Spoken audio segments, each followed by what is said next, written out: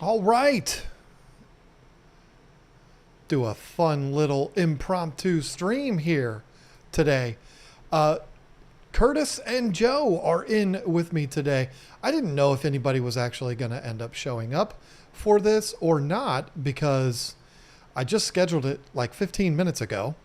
And I have a reason why I just scheduled it 15 minutes ago. I had a plan for today, and the plan didn't work out. And it's not my fault. It is pouring down rain here today. Hopefully that doesn't impact the stream in that like the power goes out or something like that.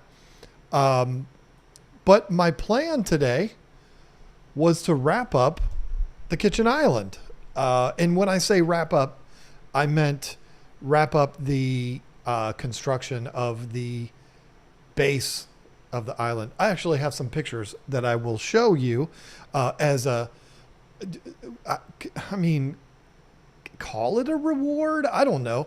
As a bonus for people who actually watch this live stream to be able to get a little sneak peek of the island. The video will come out soon. I got a couple ideas for some videos to fill the gap before that video might come out. I don't know. We got something special planned for the 4th of July. We'll see. It's going to be a lot of fun. But the island, well, I'll just show you the pictures now. Why not? I mean, why hold back? Show you the pictures of the island. And then in a little bit, I will show you what we've got going on here. The title of this stream was not any type of clickbait whatsoever. It is absolutely true. It is another week, another set of problems. And we had a big one. For people who are not channel members, you wouldn't know about this problem yet. The big one, anyway. But I do have some updates on that. So let me show you this. This is where I'm at with the kitchen island. This is huge. That's what she said.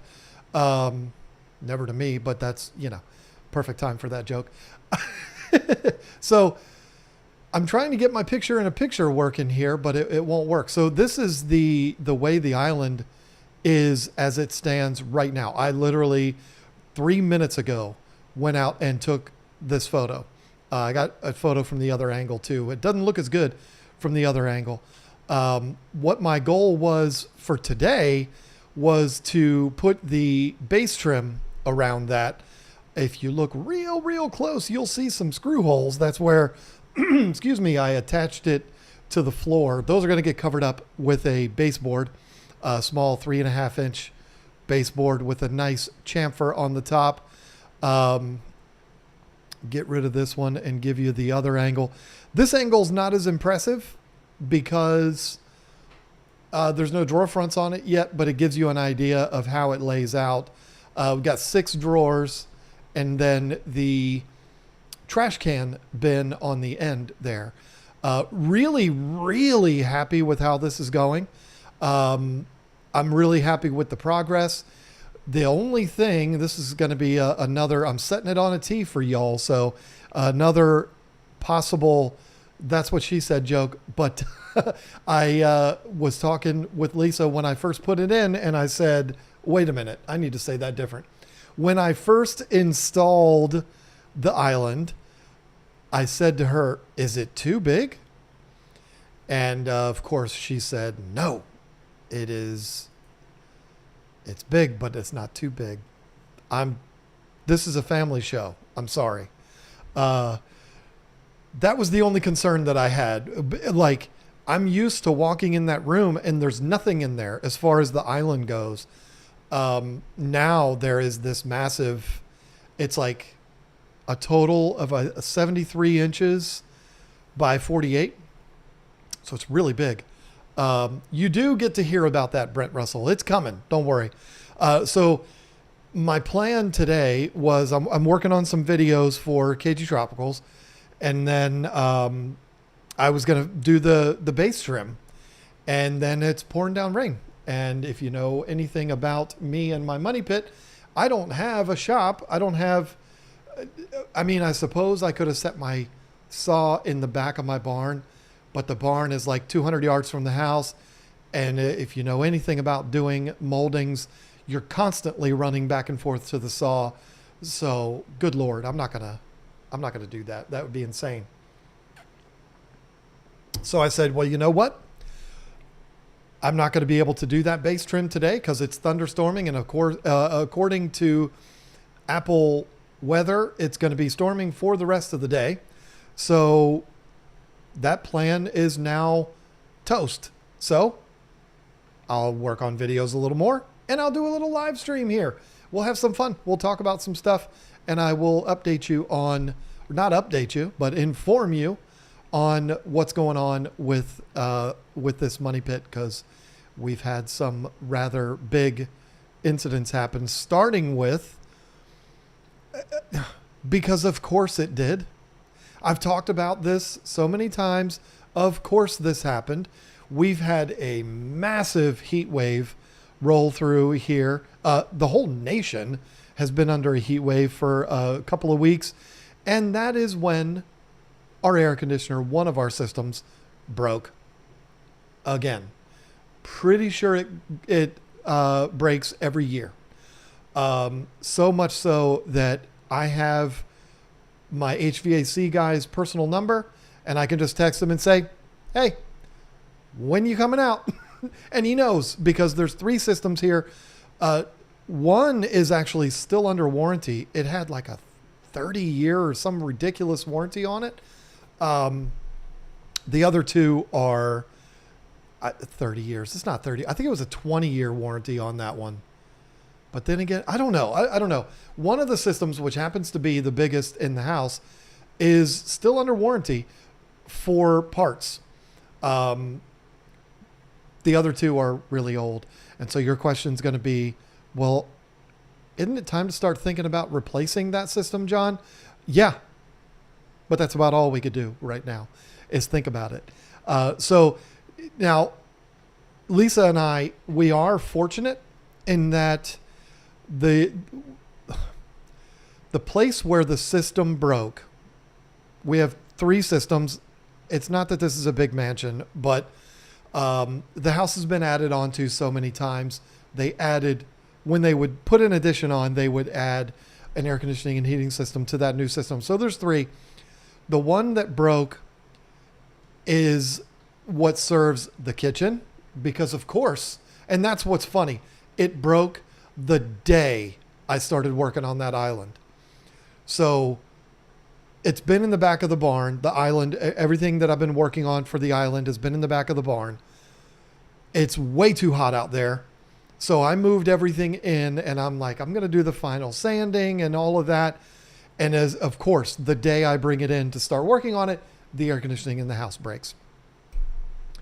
But it serves that room. It serves a living room, which we never go into. And it serves this office. But I already had a supplemental air conditioner in here, which you may hear running in the background. You might hear that gentle hum in the background. That's an air conditioner that I have right here that I have to have in here, mainly because it's really hard to explain the geography of it. But this room is at the very end of the line as far as the air conditioning and heating system in this house goes. So this room does not get good air in here. So I have basically, since we moved in here, I've had an extra air conditioner in here that I bring in the summertime, put it away in the winter. And so we have that. And then we had one in our barn that we moved into the kitchen. And so the house is comfortable. We're fine. We don't use the living room. I mean, she stores pet food in there right now. And one of our cats uses that room. But other than that, we don't go in there. So it's not hurting us there. In here, I already have an air conditioner. We put one in the kitchen. It's fine. So it's not like an emergency to get the system fixed. It would make so much sense to just replace it, because the guy has been out 3 times in 3 years to fix the system. Hey, and now it's going to be the 4th. I have 2 dogs in this room, and one of them is making the sounds like he's about to pitch a fit. And they're Chihuahuas, so it's very annoying and very loud. So anyway, air conditioning system is broke. It's always got to be something, right? There's also 3 roof leaks that I have found. 2 in the barn and 1 in this house.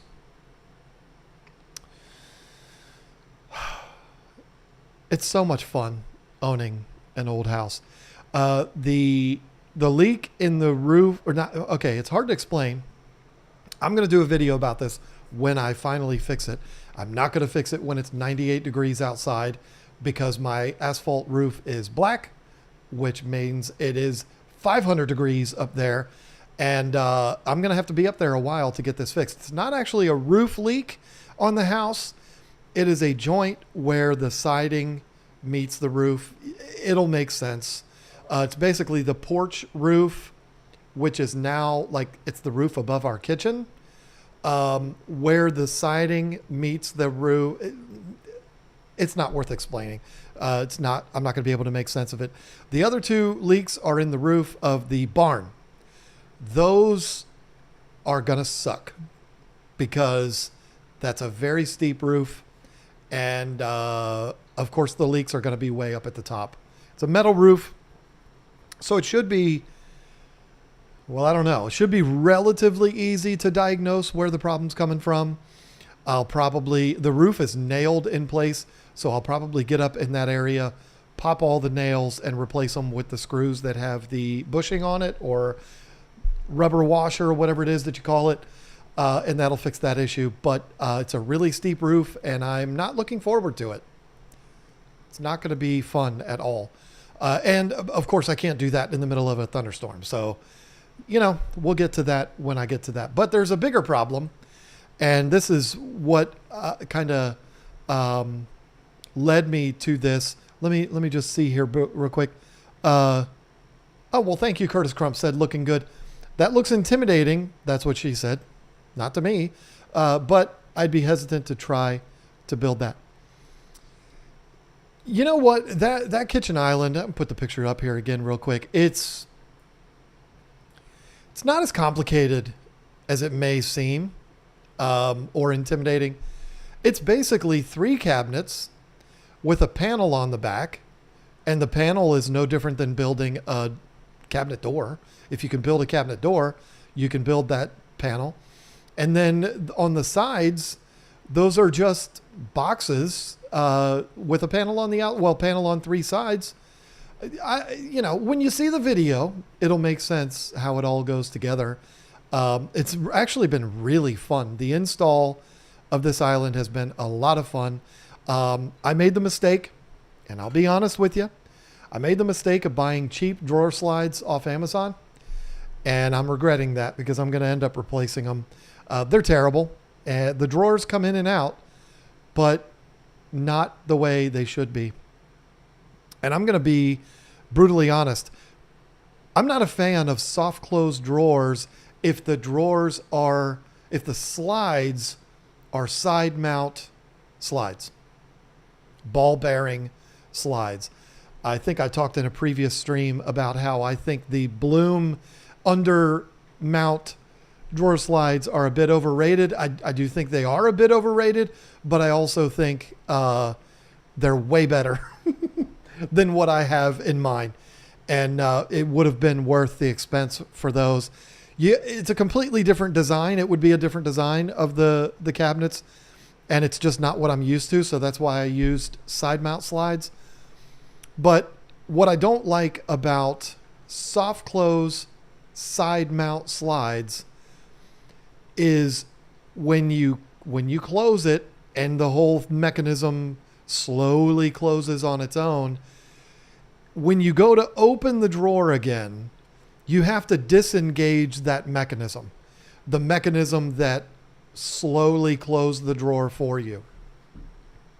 And so to do that, you got to really pull on. It's almost like it's stuck for a second and then it pulls out. This is not the way I installed them.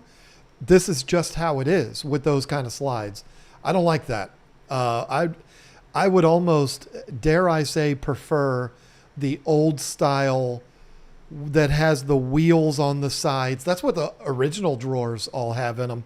I would almost prefer those because they just operate so much smoothly. They look terrible and they fall off and they make noise, but I would almost prefer those. Anyway, all of this, I've documented, I filmed all of it, the whole building of the islands, the 3 cabinets, all the panels, all the drawer fronts and door front for the trash can, and the drawer boxes, installing the drawer boxes. I got footage of all of it. I just have to put the baseboard on, and then that's going to be it. And I think I'm going to save the finishing, which is just painting it. I think I'm going to save that for the follow-up video. It's not going to be a video all on its own. It will be where I construct the tabletop and then I'll paint it at the same time. Paint the base. The base is going to be painted black, and then the top is going to be finished with this right here. Still hasn't moved because the tabletop's not ready. So yeah, that's what I've been doing. But like I said, there was a major problem here. Just know that metal roofs are basically slides, so be careful. Yeah, believe me when I tell you, I know. I've never fallen off one. I'm knocking on wood. That's why I don't want to go up there. And that's why I also am not looking forward to what we're going to talk about next. And that is what you saw on the thumbnail. If you looked at that, which is going to be the best picture? This is probably the best picture. So this happened last Thursday? I don't know. One day last week. I don't know when it was. It doesn't matter when it was. We had a massive storm roll through. It was very quick. That's really not a good picture. Not a good angle there. Let me see if this one's a little better. I took these pictures for insurance purposes. So you can see in the background on the right a massive tree. It is a pine tree of some type. I don't know what type of tree it is. It's the only tree on the property that I have not. No, there's 2 trees that I have not identified, and that's one of them. It is massive. It's probably 65, 70 feet tall, or maybe 60. I don't know. We always exaggerate, but and it is some type of pine. The tree to the left is a pecan tree. That's how I pronounce it, pecan. If you say pecan, you are too snobby for me. Nobody says pecan. That's just a weird way of saying it. This storm, it came out of nowhere. Lisa and I were getting ready to cut the grass. We have I talked about this. Did I talk about this? I don't know if I talked about this. I know I talked about it in the members only video, but I don't think I talked about it in any live streams or anything because I don't think I've streamed since this happened. We were about to cut our grass. We have 2 lawnmowers, and she does the back, I do the front. We have a good time. But out of nowhere, this storm rolled in super fast. It got almost pitch black dark. The wind was just absolutely out of control.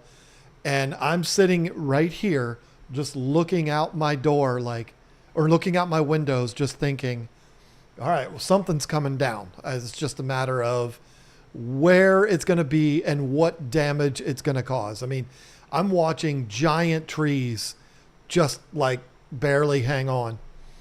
But the storm lasted for, I don't know, it wasn't that long. It was less than an hour. And then I went out to assess the damage. And I looked all over and I was like, you know what? The yard is a wreck. It's a mess. There's bark from the sycamore trees everywhere. There's branches everywhere. It looks like a war zone, but doesn't really look like we've got any major damage. But then The reason why I didn't see what I was just showing you, and I'll show you again.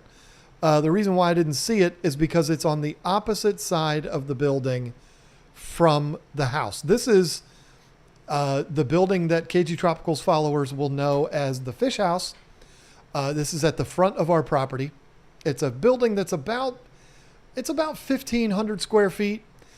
This is the building that was a general store and then had a one-room schoolhouse added to it that was moved from another location. And so this is not the house. I just want to be clear about that.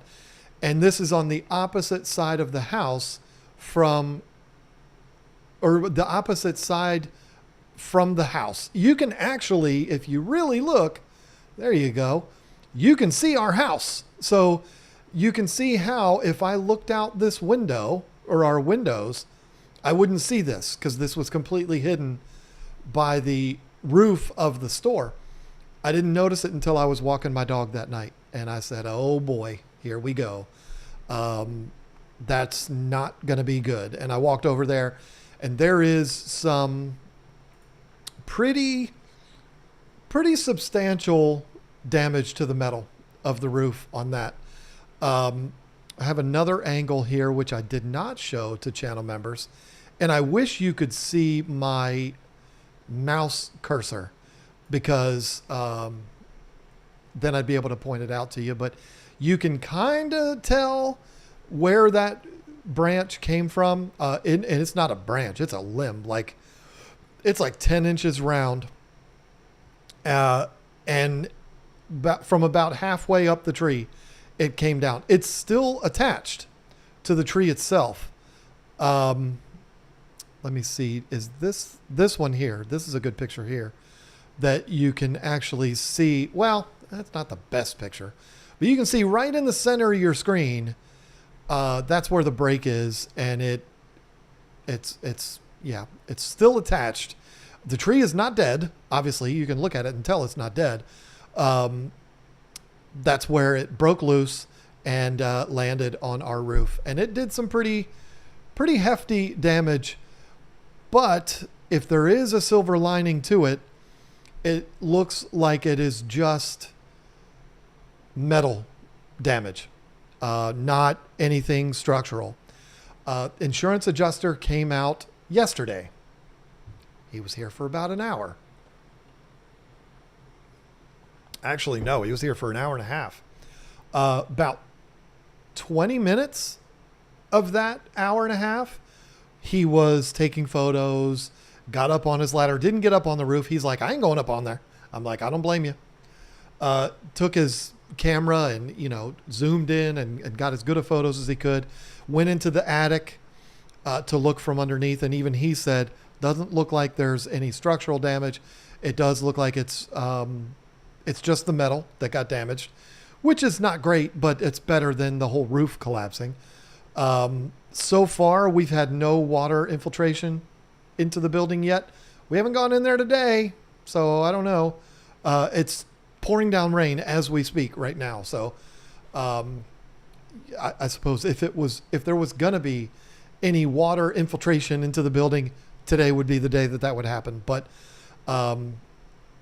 he was really, really cool. And the first 20 minutes, he was taking his photos, doing his assessment. And then the other hour and 10 minutes, we were just BSing. He has an old house too. So we were sharing war stories about our houses and things that we've done. He had a lot of appreciation for that building because he has an old general store on his property. So it's like, man, we're the same age.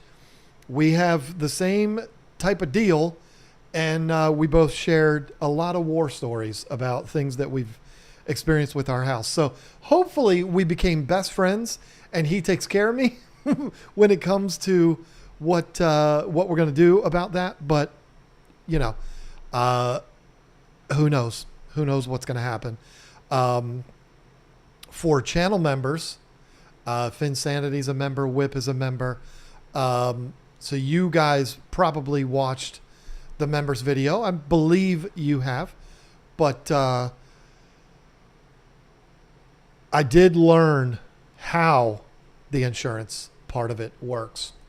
I am a insurance virgin when it comes to filing an insurance claim on a house.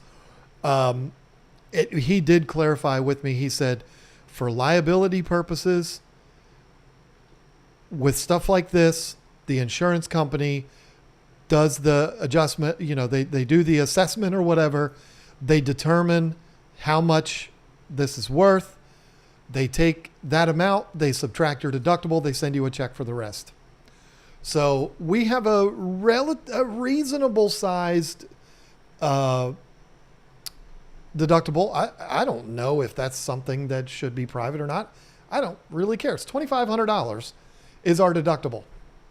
I don't know if fixing that is going to be more than $2,500 or not. And you're probably saying, John, a new roof for that building is probably 15 grand or more. And you're right.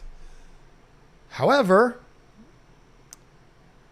I didn't know this until I filed an insurance claim. And if I had known, we may not have bought down here. I'm joking. We still would have. Again, this is all new to me. North Carolina is a non-match state. So what does that mean? That means that with stuff like that, it's okay in the state of North Carolina to just replace the damaged panels, even if they don't match the rest of the roof. Whereas on a match state, you would look at something like that and you would instantaneously say the entire roof has to be replaced, because you can't fix that metal. Once it's all bent up like tinfoil, it's over. You have to replace it, and it's not going to match the rest of the roof, so you have to replace the whole thing. That's kind of the way I assumed it was going to go anyway. But apparently North Carolina, being in Hurricane Alley, I guess it makes sense. They don't have that rule. So, but the guy was really cool about it. And he was like, hey, listen, I do my best to look out for people, but I can only do what I can do. So, it's possible we might get a check for $12. I don't know. I don't know what it's going to be. We might get a check for $12. We might get one for $12,000. I don't know what it's going to be. And I don't know what I'm going to do with it when I get it. If it's $9, which would mean it was only $9 more than what my deductible is. If that's what happens, I will definitely be getting up there and fixing it. Because, I mean, come on.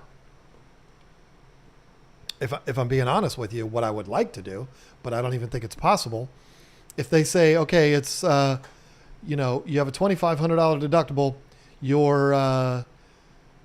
this is a $2,509 repair. What I would like to do is say, cancel the whole thing. Just forget it. I don't want this to make my rates go up. I don't want any of that. Just cancel it. But they're not going to do that. They've already paid the adjuster to come out here and do all of that. I suppose we could pay the adjuster, but it's just not going to happen.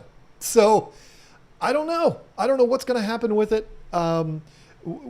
After he left and Lisa and I were talking about it, I told her, I said, we are at a standstill right now. Basically, we're going to see what happens. They may come back and say, it's $1,000 repair. You don't even meet your deductible. So our job is done here. I don't know. Once we get a check in hand, whether it's a check for 50 cents or $50,000, it ain't going to be that. We'll make a decision what we do. I mean, that's kind of obvious there. If we don't get anything to be able to, actually correct the problem, then I'll tell you what I might do. And I'm not going to like it. I'll go to Lowe's. I need to do this anyway. I'll go to Lowe's and I'll buy one of those roof safety harness deals. People on YouTube might make fun of me for that. People like me on YouTube might make fun of me because I would make fun of somebody for that. I would never do it in the comments. I would never put in the comment section, ha ha, you look like an idiot with that harness on. I would never, but I would be thinking it. I'm one of those people. People may look at me and make fun of me, but I will do that because that is a steep roof. It's like a 12-12. And that is not to be effed with without one of those harnesses. If you don't know what the harness I'm talking about, it's like a full body harness. And then it has a line that hooks to your back and goes, or I suppose you could hook it to the front. I don't know. You attach that on the opposite side. You can attach it to the structure. I would attach it to that tree. And this way you have a little, like almost like a carabiner type thing, just like mountain climbers do, where as you go up the roof, you adjust this rope so that if you fall, you just bang into the roof. And that would suck and it would hurt at 51. That would hurt. But at least you don't fall and then slide all the way off the roof and break your leg and then be in big trouble. So, yeah, Curtis, you're exactly right. Better than falling off. And, you know, if people want to make fun of me, that's because they're stupid. But what I might do, I'm one of those stupid people. Get one of those harnesses. They're like $100. It comes in a little 5-gallon bucket. It's pretty cool. DeWalt brand, of course. And go up there and replace the panels that are damaged. It's the standard ribbed metal roofing. It's the standard kind that's like the ribs are little triangles, not the ones that are like little OG bumps. Anybody that knows metal roofing is going to know exactly what I'm talking about. They're little triangles. Source that metal from somewhere, replace those pieces that are messed up, and then paint the whole damn thing. I've seen it done. I'd probably talk to my Sherwin-Williams guy. I don't know about the right paint, but I would repair that and then get up with a pressure washer and wash it from a ladder, not on the roof. I'm not getting up there on a wet metal roof. You got to be out of your mind. No. Pressure wash it as good as I can and then paint that damn thing with a roller and an extension pole from the gutter line, basically from the fascia. That's what I would do to get it to all match all the way across. I would paint it gray so that it doesn't stand out from a mile away. And I think that would be fine. I think that would look really good, but we'll have to see. Hopefully it doesn't come to that. If we got, and I actually talked to the adjuster about this, like, because Jerry Goebel on the KG Tropicals live stream last week, when I talked about this, he mentioned you might want to be careful because if you do repairs yourself or whatever, and it doesn't meet the standards of the insurance company and you have another problem down the road, they might not cover you. That is a fact. But as long as it's installed properly, this is according to the adjuster, as long as it's installed properly, that shouldn't be an issue. If I did that repair myself and did it wrong and the repair resulted in further damage, they would not cover that. That is absolute truth, what Jerry Goebel said. But if I did that, if I repaired it myself and the rest of the tree fell and really busted it up, the insurance company is not going to deny covering that because I repaired it, you know, as long as I do it right. But I don't care how good you are at repairing a roof, if a whole big tree like that falls on it, it's a goner. So see you later, Curtis. So you're basically on a 2-story slide with a drop off, no shame in a harness. Yeah. And that's the thing. That's another reason why I'm not going up there right now. First of all, it's pouring down rain. Second of all, it's going to be hot as I don't even know what word to use to describe it. That roof is going to be ridiculously hot. Bonus water change bucket. No, I would leave that. That harness comes with like 100-foot rope. I wouldn't want that rope just laying around somewhere. My luck, a snake would coil up in it. I would go to reach for that, and then I'd grab a snake and go, like a girl. You know what I mean by like a girl. That's what we used to say back in the day. Yeah, I'm not playing around with that. I would put it back in the bucket. I know it's there. And I need to get one of those anyway, because I need to get up on that barn roof and do some repairs up there too. So it'll come in handy for sure. So I'll keep you updated on the saga that is that roof. We'll see. We'll see what's going to end up happening. Should have seen me 2 weeks ago at work standing on the forks at about 8 feet off the ground, just singing "Time to Do Some Sketchy Shit." I've done that. And that's a little sketchy while hooking up an air blower from the building.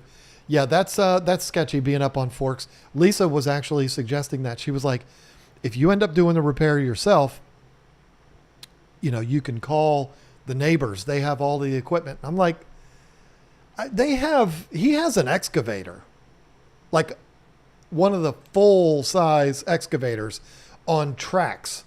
The big type that moves a lot of earth. What am I going to get in the bucket and he's going to lift me up? Like, no, I'm not worried about that. It'll cost him $100 in diesel fuel just to drive that excavator from across the street over to here. Like, I'll just buy that harness and be done with it. So that's that. If you're seriously going to do it yourself, rent a lift. They aren't that much money and reach plenty high enough to reach. The problem with the harness is you have to tie it to somewhere. Yeah, but I got that tree right there, Whip. I feel like that tree would be a great place to tie it down. But that's just my thought. And I have a lot of experience on roofs. I don't like them. I'm not going to be comfortable up there. But I don't know. You know what? I may end up renting a boom type thing. But the thing is, it's all going to depend on what the insurance company does. If they send me a check for $15,000, then I'm going to be like, okay, we got a lot of options here. I might replace the entire roof myself, which I would not like. I would do it in the wintertime. Winter here is normally like 45 degrees during the day. I used to know a lot of roofers when I was in construction. Roofers pray for 45-degree days. The metal's not hot. Pull it off easily. Put new panels on. I mean, if it was an asphalt shingle roof, I don't think I would do it. But a metal roof, I mean, that's really not all that complicated. And if I'm being honest, it would look really good anyway. It kind of needs to be done. It's however old. I don't know how old it is. It's been there for a long time. It's beat up like metal roofs get. The edges are wavy and, it would be nice to replace that roof. I would not enjoy it. I would complain. You know who I would sound like? I would sound like Joe Pesci from Home Alone. That would be me the entire time. I would be grumpy as hell, but I don't know. I just would feel weird paying somebody to do it. The panels are probably,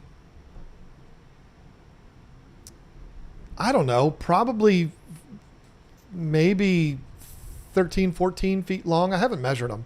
from the ridge line down to the fascia. Probably, I don't know.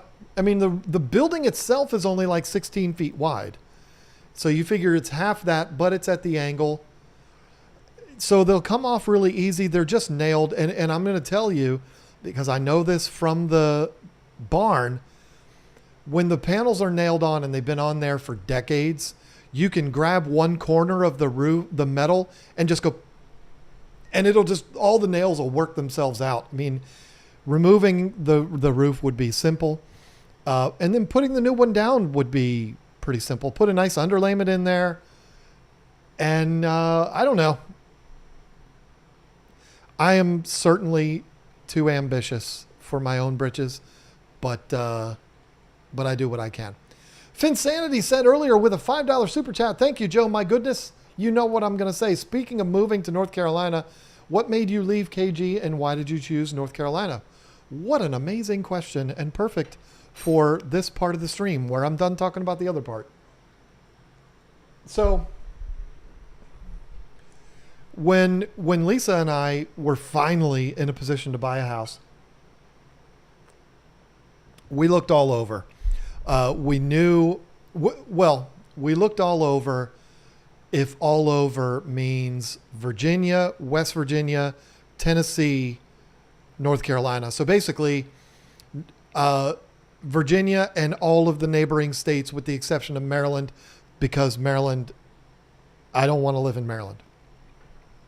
I used to travel to Maryland 2, 3, 4 times a week for my furniture job, and there just wasn't a lot. There's not a lot in Maryland for me. How about that? We wanted to go south of where we were, which West Virginia is not, but West Virginia is really cheap. And we never went to any houses in West Virginia. And I don't even know if Lisa ever even considered West Virginia, but I looked online at places in West Virginia and I was like, man, we could live next door to the Whites and to the, oh man, what's that family's name? That soft white underbelly went out there. I'm joking. We wouldn't live near them, but West Virginia, you know, that wasn't going to work. But Tennessee, we never went to Tennessee, but I looked at places in Tennessee. We went to a few houses in Virginia, and then we looked at a few down here. We did not make it a point to leave Virginia. That probably is what the kind of answer you were looking for. We didn't, neither of us said we got to get out of Virginia. It was just, we're going to go where we can do what we want to do, which is operate our business from our home property. And so every house that we looked at had structures with the house that we could operate our business out of. One of them had an absolutely incredible building. It was in Richmond, Virginia, like in the outskirts of Richmond. Was it Mechanicsville? I don't remember exactly where it was. We wanted to put a contract on this house. I'm so glad we didn't, though. It was a lot closer to the kids. It was only an hour away. It would have been such a mistake to buy this house, but I'll tell you why we almost bought this house. It had a massive 5,000 square foot, 2-story building. So 5,000 times 2, 10,000 square foot building. Along with the house. And there was also a colony of cats. It was like 20 something cats. The house was, nobody was living in it. It was not a foreclosure, but I think the owners were like in an assisted living home or something like that. And so nobody was living there. There was a lady that came by and took care of all the cats. And when Lisa saw all those cats, she was like, well, we have to buy this place. I'm so glad we didn't, though, because the building was great. The house was fine. It needed way more work than this house did.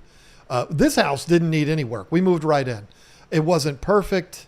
You know, there was a lot of things we needed to do, which we still haven't done, but It was livable. There were people living in this house 2 weeks before we moved in. I mean, it was, it was fine to move in. But that house, the only way I can describe it is the driveway was like a roller coaster. It was in a really nice, kind of secluded neighborhood, not ritzy neighborhood, but, older houses. All of the houses had nice yards and, it was a nice, quiet, private road. This house was all the way at the end of that road in the cul-de-sac. And the driveway, when you would turn into that driveway, you went down a hill that looked like the first hill on a roller coaster. Like, it was insane. And then you would get down to the bottom and there was like a little bridge at the bottom going over a creek, which sounds cool, and then you go back up and I mean, you're like, the car's pushing to go up that hill, truck in my case. We would have been miserable if we bought that house. By now, we would already be saying, we need to get rid of this place. I can't take this driveway anymore. It was a nightmare. So I'm glad that one didn't work out. I don't even remember why it didn't work out. The next one that we looked at that we seriously considered and wanted to put a down payment on was in Pamplin, Virginia. Where's Pamplin? I don't know. GPS told us how to get there. Out in the middle of nowhere. It was a very rural area, just like this is, but it was extremely rural. I think it might have even been more rural than this is. But the cool thing was it was 13 acres and it had the house, which the house was the least appealing part of the entire property. There were 3 absolutely massive buildings on this property. And those buildings are why I wanted the place and why Lisa wanted the place. 2 of the buildings were poultry barns. And they were not in the best shape. Structurally, they were fine, but they just didn't look that good because they were poultry barns. If you've ever seen a poultry barn, they're really long, really skinny buildings. These buildings were like 240 feet long, both of them. But they both had concrete floors all the way down.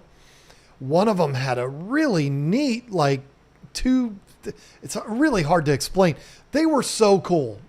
That's the best thing that I can say about them. And then their third building was a 6,000 square foot insulated, climate controlled, unbelievable, wide open building, which with somebody that does what we do for a living, that is the holy grail. Seeing that building was like, okay, we have to do this. I mean, this is perfect. The house was trifling. I was not a fan of the house at all, but I could make it work. And the reason why we didn't get that one is very simple. The guy wanted too much money for it. Out in the middle of nowhere. I mean, I'm not even going to say how much he wanted. We lowballed him. It was an old man that had lived there for like 40 years. We lowballed him and he was like, not only am I not accepting that, but I'm not even going to counter. Like, I guess he was offended. We didn't lowball him like he was asking for 100. We offered him 10. I mean, it's not like that. But I think I offered him like $75,000 less than what he was asking. But he was asking, I mean, it was like $550,000 they wanted for this place. And I'm so glad we didn't pay anything close to that for this. I mean, $150,000 less we paid for this. But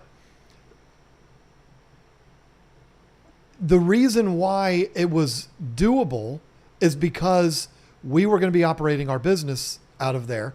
We were never going to have to build for expansion. Like if we want to expand here, we have to build a new building. There, we had 6,000 square feet to start with. And then if we grow out of that, there's a building right across the driveway that's 240 feet long that we can use. I mean, there was no such thing as needing more building space. And the neat thing was the buildings were like, it was 13 acres.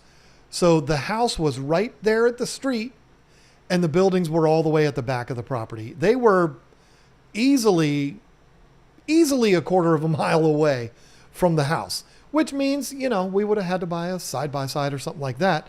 But it was absolutely ideal for that. I could have tolerated the house. Didn't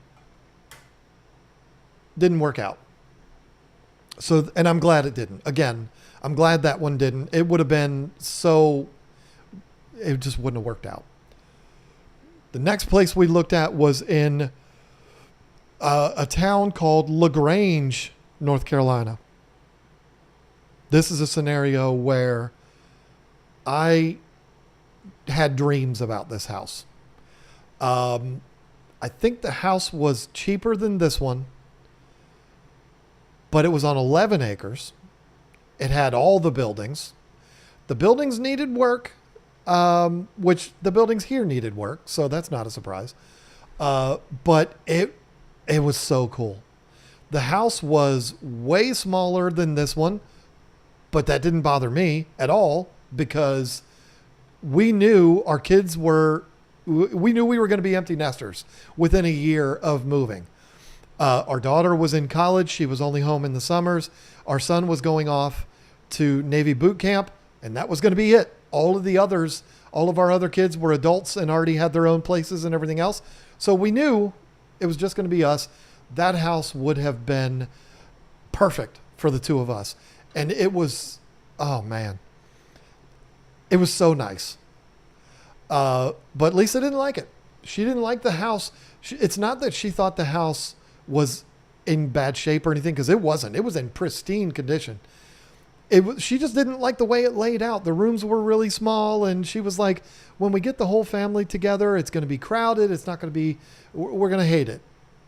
I disagreed, but she wasn't going to make me move into a house that I hated, and I wasn't going to make her move into one that she hated. So that house was really cool. And I think it's also probably a good thing that we didn't get that one because we found out later on it's not in the best area. It's, there's some, it's not a nice area. A lot of white trash around that place. But anyway, so then we found this one. She found this one. I told her this house would not work because there's no internet. But then we talked to Elon Musk and found out that we could get Starlink out here. And then we knew we could make it work. We got Starlink before we even moved in. And then, 2 years later, they came through with fiber internet. So there you go. That's the story, Joe. Dennis, for a new set of boxers after the old ones got ruined. Yeah. I've gone through so many pairs of boxers living here. I'm joking. But I'm also not. No, when I saw that tree on the building, I almost had to change my boxers. But then when I got closer up to it and realized, okay, it looks like it's dented the roof pretty bad, but it's not like the whole roof is caved in or anything like that. But yeah, I appreciate that because when I go up on that roof, I'm going to probably bring 2 or 3 pairs of boxers with me. The tree is a great place, but you have to climb the tree higher than the work location so you don't drop and jerk. Well, so the way I would do it, Whip, I don't know if we're on the same page here. I would tie it to that tree for when I'm on the opposite side of the roof. So when it comes to being on the side of the roof where the tree is, I would probably run the line across to the pecan tree. So there's a tree on either side of the building. And so depending on what side I'm on, like if I tied the harness off to the tree on one side, I would only work on the opposing side of the building. And then when it comes time to work on the other side, I would flip it around. I wouldn't be messing around with that because I'm not trying to fall off no roofs. But thank you, Dennis. I'm jumping around here. I know that. But thank you, Dennis, for the super chat. Forgot to thank you for that. I'm licensed for that excavator. Just let me know. I mean, I don't know how much help an excavator would be with that thing. I put the bucket on upside down and carry me over to it. If my neighbor was willing to do that, which he absolutely would, because he's like 28 years old and he's just waiting for a reason to use that excavator. Tell you a little bit about him. It just shows it's a different breed out here of people. Most kids, when they graduate high school and they get their graduation money and all that kind of stuff, and they've been saving through high school, they buy a car, they get their first apartment or whatever. My neighbor, when he graduated high school, bought that excavator because he wanted to start a side business because he's a farmer, but he wanted to have that excavator to use on the farm, but also to use for side jobs.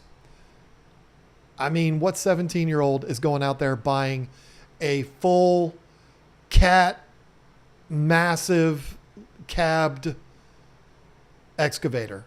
Like, I don't know excavator sizes, but it's the kind of the same excavator that Whistling Diesel bought, like the big one, the one that David Dobrik almost killed that guy on. The big excavator on tank tracks. That's what he bought for his graduation present for himself. Love that.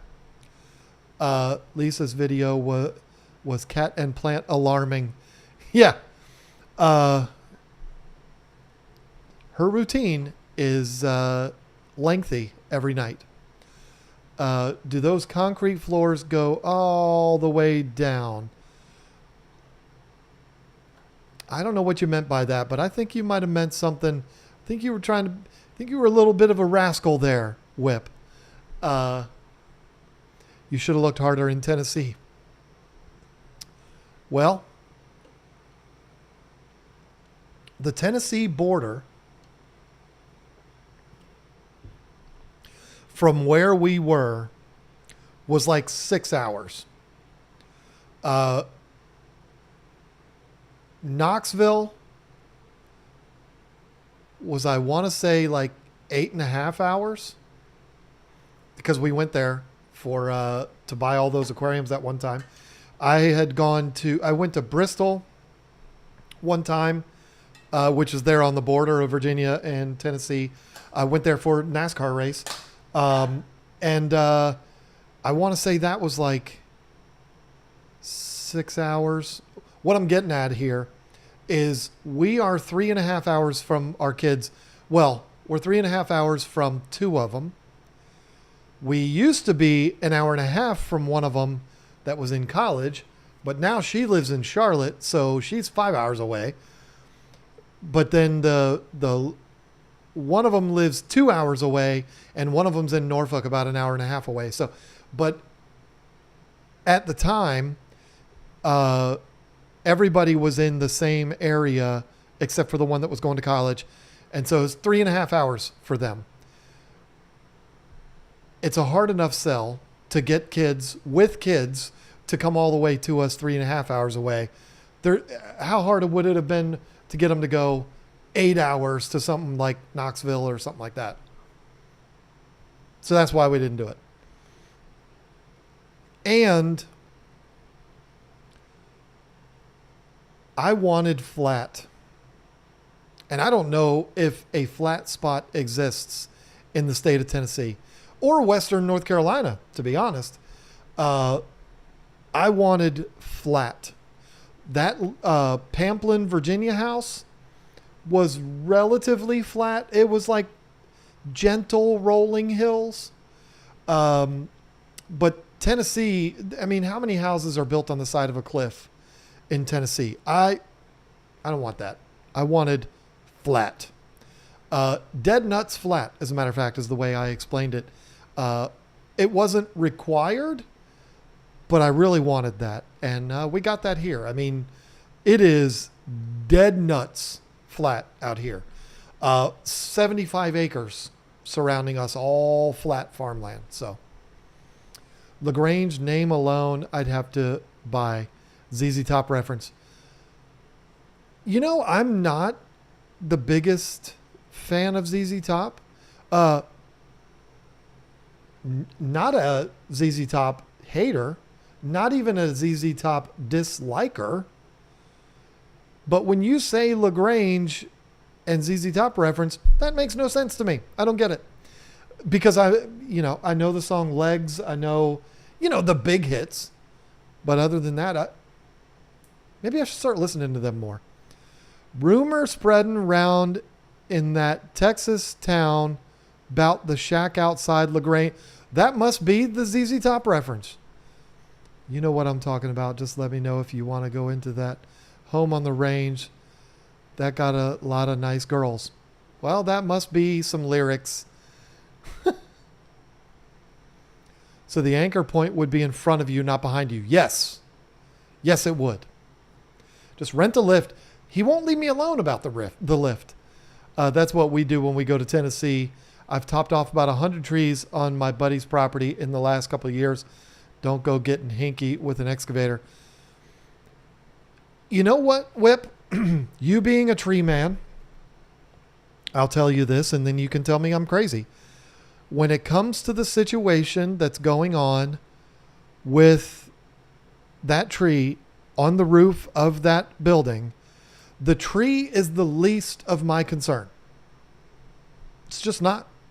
Because I've got a ladder. Okay. I'm going to tell you how I would handle the situation. I would handle the situation very slow, and I would handle it with cutting the tree into very small pieces. That's how I would handle it. I've got a pole saw that I think can go, I don't know how far it can go. It's got 3 extensions on it. It's the DeWalt. It's cordless. I love it. I've used it a bunch of times.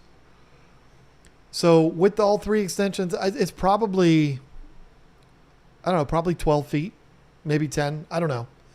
So basically what I would do is get up on my little giant ladder, have it set farther away from the tree, have the pole saw on full extension, and just hack away at it.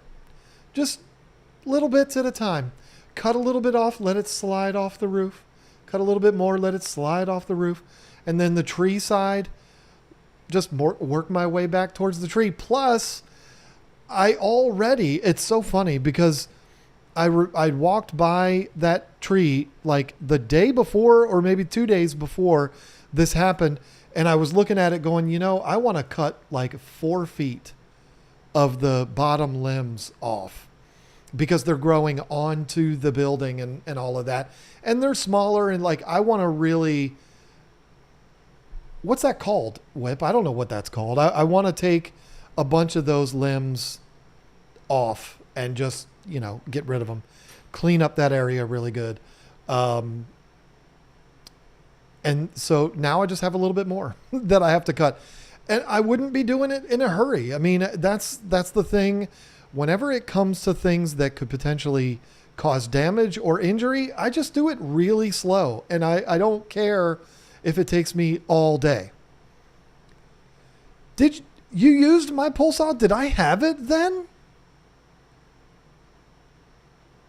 Did I already have that thing, Whip? I know you trimmed that magnolia tree when you were here. I guess I bought that before. I don't remember. I don't know why I would have had it before you came down here. But there you go. I guess I already had it. I knew we bought it really soon after we bought this place, but I guess I bought it in that 2-week period there where before we had brought the tanks down. Thanks for that, by the way. We could have been best friends, but no, you moved to North Carolina and ended up 10 hours away still. Plus, Jason's moving to Tennessee. The three of us together, the same place at the same time. Forget about it. Forget about it. That's so true. We could wreak so much havoc. Jason hasn't bought his place yet. That's all I'm going to say. I've got work to do. I know he's got a few years left. I'm going to work on him. He's not opposed to Western North Carolina. He wants the opposite of what I want. He's been in a densely populated, busy area there in the Chicagoland area for the longest time. Maybe his whole life, I'm not sure. He wants to be in mountains. I want the opposite of that.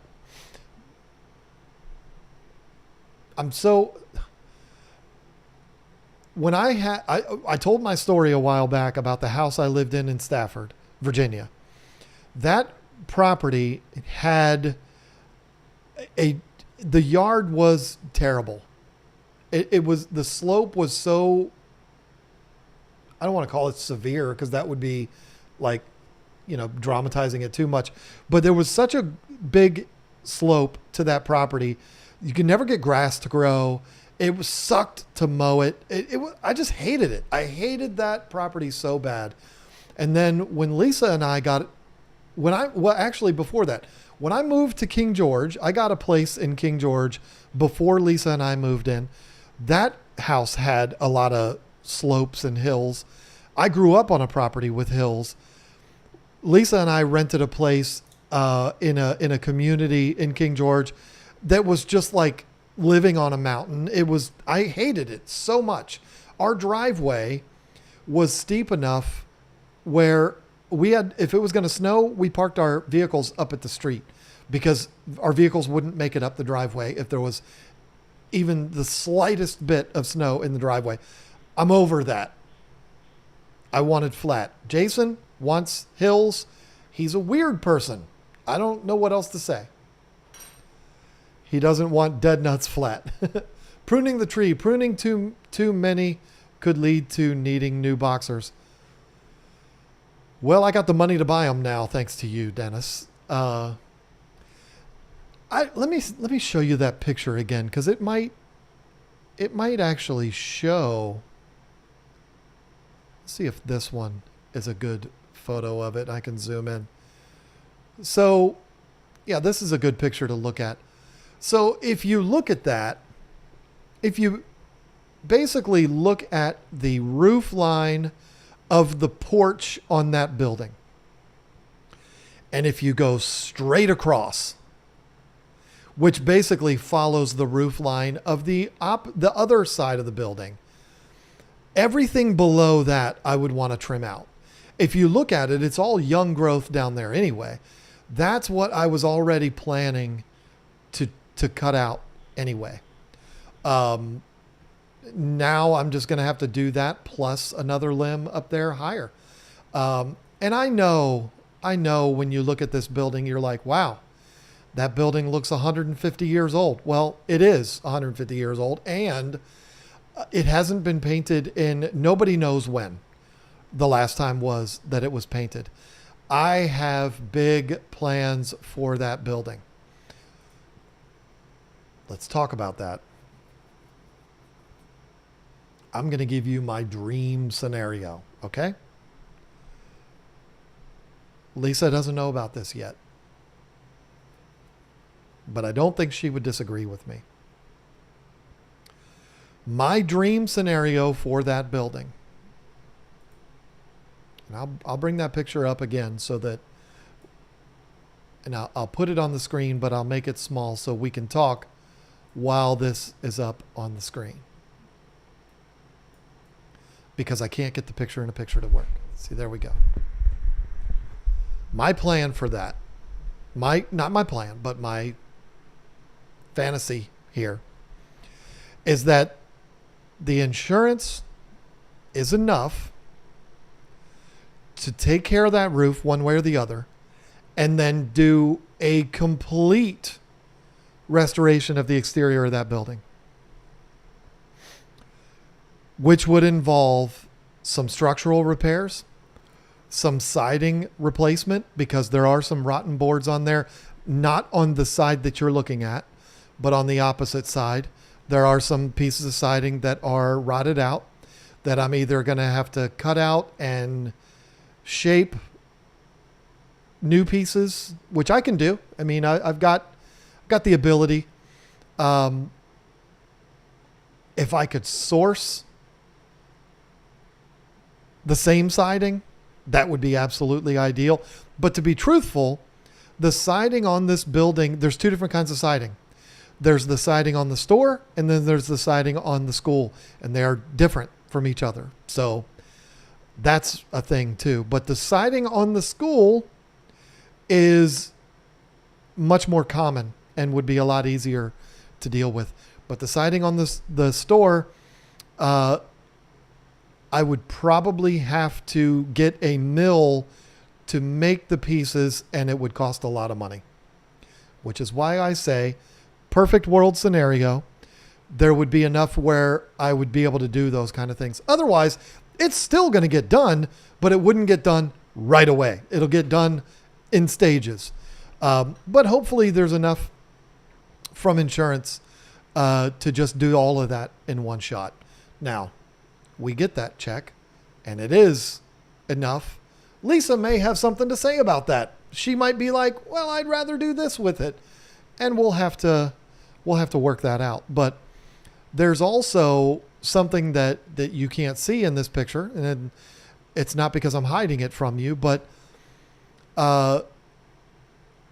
there's some structural repair that needs to be done to the porch on that building. It leans ever so slightly enough to piss me off. Every time I pull into my driveway and I look at that porch and I just see it, it's so subtle. Most people probably wouldn't even notice. I would have to take care of that too. So taking care of that, which that's really not that big of a deal. And I don't even know if it would cost any money to repair that. Repair the structure, replace the porch floor, which you see all the aquariums sitting on there. And I'm going to zoom back into it so you can see what I'm talking about here. Replace the floor or the deck of that porch. Replace the deck on the other porch. If I'm being honest with you, if I'm being brutally honest, this porch that you see on the screen right here probably should just be completely torn down and rebuilt. The railings look like a third grade shop class came out and put it up. I mean, they're terrible. Some of the structure has been ravished by carpenter bees. So, you know, there's going to need to be a lot of work done to that. And you can see it if you look close enough. That porch is on the street. It's 30 feet from the road.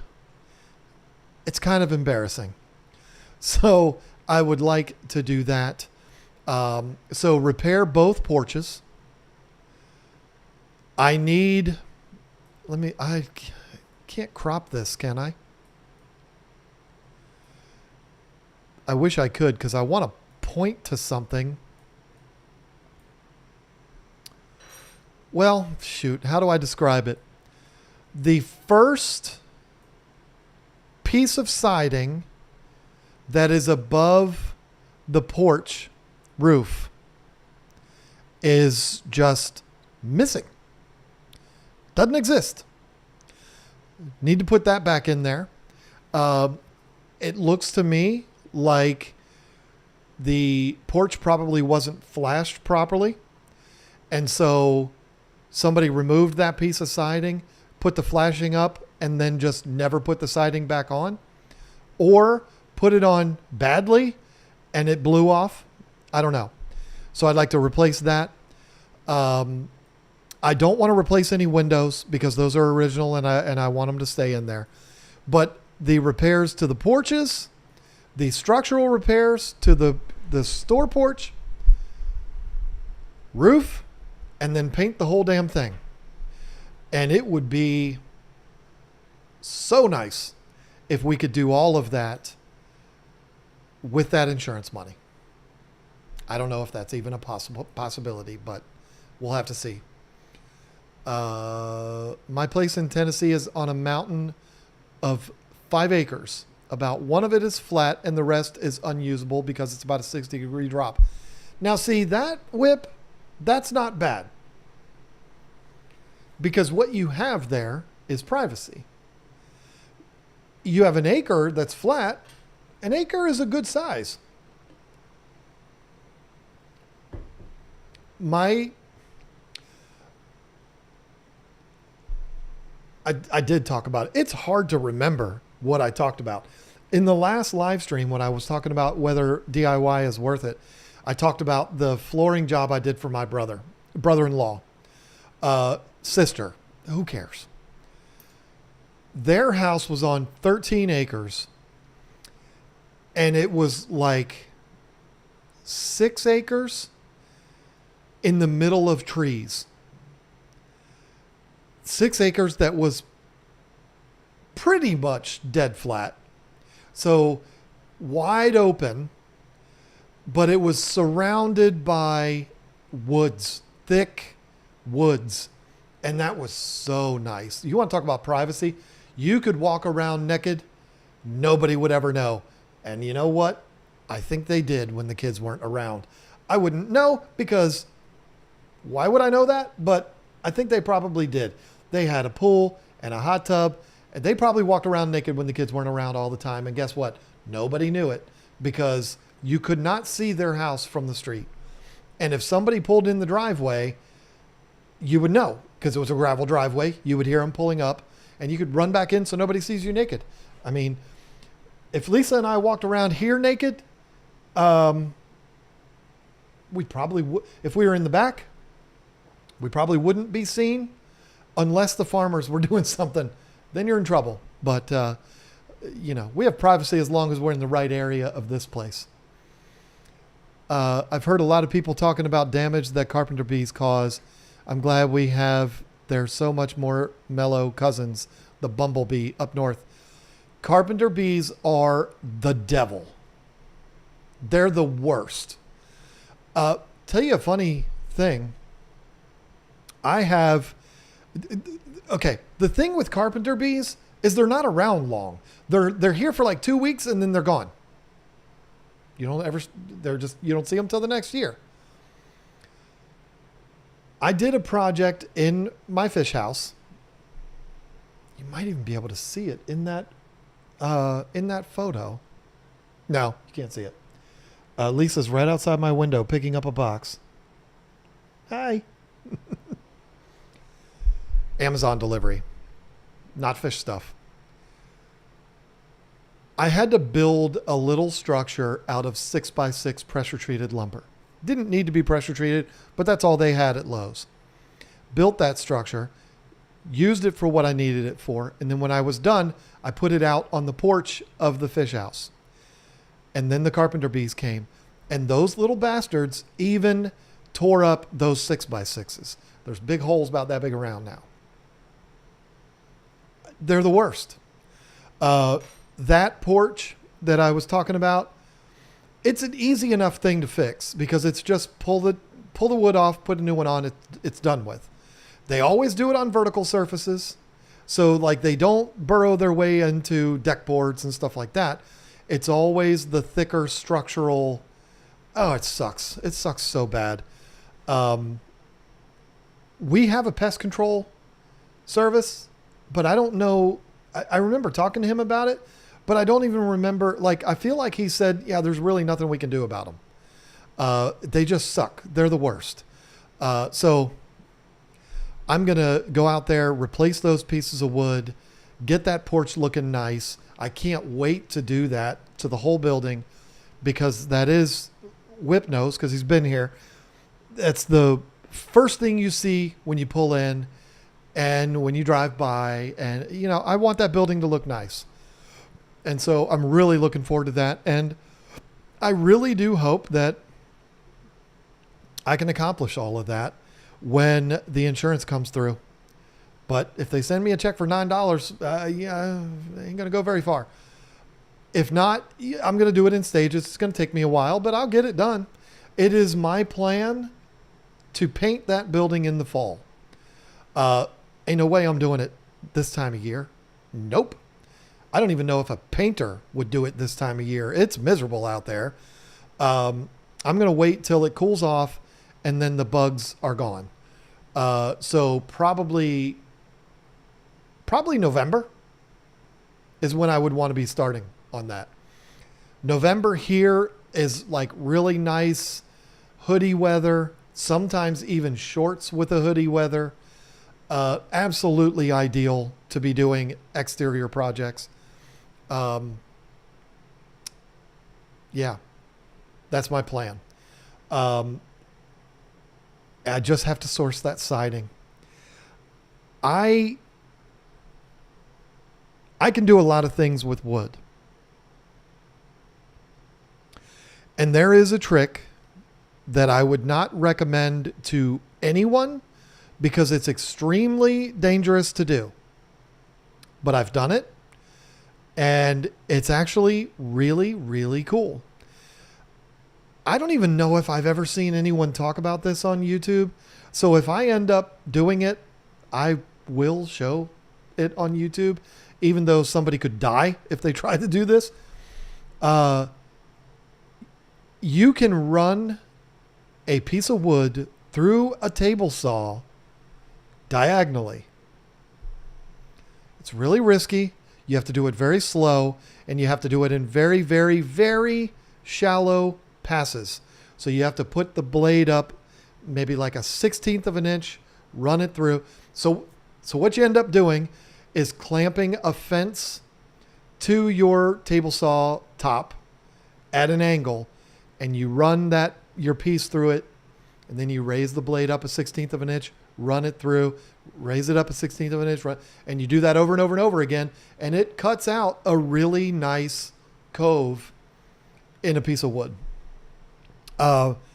That is what I would have to do if I was going to try to replicate that siding, because it has a cove in it. And it's not a cove that I could get a router bit for. It's like a 3-inch cove. They don't make a router blade that size or router bit that size. They don't make shaper bits that size. Like, to do that, you would need a molding machine. And I didn't take a piece of siding up, but I went to a mill.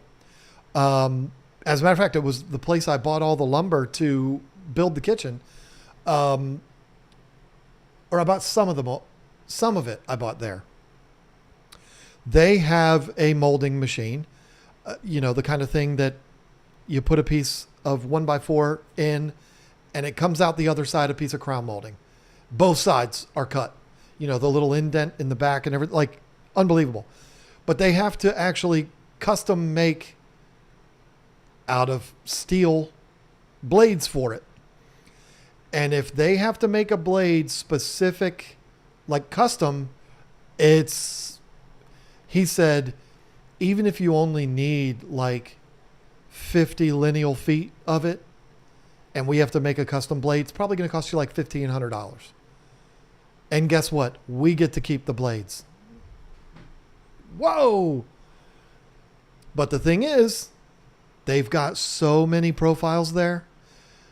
He told me, bring a piece of siding in. We might have something that's at least close enough. So I'm hoping that is what we can do. And then I don't have to make that. But I probably need, let's see, the building is 22 feet wide. So I probably need a 20-piece 20-foot piece for above the porch. And then there's probably another 8 feet that I need to replace that are just rotten pieces of wood. So I would only need like 2 sticks of this, or, well, 16 footers. I don't know. I don't know what's going to happen with that. But I can tell you for damn sure what I don't want to do is pull that siding off and replace it. I don't want to do that. But also, another angle to this that I haven't talked about is the other thing that I want to do. That building is not insulated. The walls aren't insulated. The attic is, and the floor is concrete, so it's not a big deal. But the walls are not insulated. So while I'm doing these repairs and restorations to the siding, I would also pull the top course off and use that to blow insulation in the walls. Again, perfect world scenario. I'd be able to do that and do the painting and do all of the repairs and repair the porches and do all of that on the insurance company's dime. I hope. I don't know. We'll have to see. You better invite the insurance agent over for dinner. The adjuster told me yesterday, like I said, we talked for over an hour. He said, I'm not even allowed to take a bottle of water from you. He talked about a story. It wasn't him that it happened to, but a story that has like made it through his industry. A guy that was doing it's not an adjustment. He was at a job, working a claim for a customer, and it was a super hot day and he was really sweaty. The guy that was at my house yesterday, he was a bigger guy. He was a little bigger than me. So he was sweating, he was a mess. The homeowner offered this guy a bottle of water and he accepted because why wouldn't he? It was hot. Things ended up going south. Things did not go right. There ended up being lawsuits, and the lawyer used that and said he was bribed by a bottle of water. Pardon my language, but I told him, I said, well, listen, dude, I ain't giving you shit. And he laughed and he said, I wouldn't take it even if you offered it.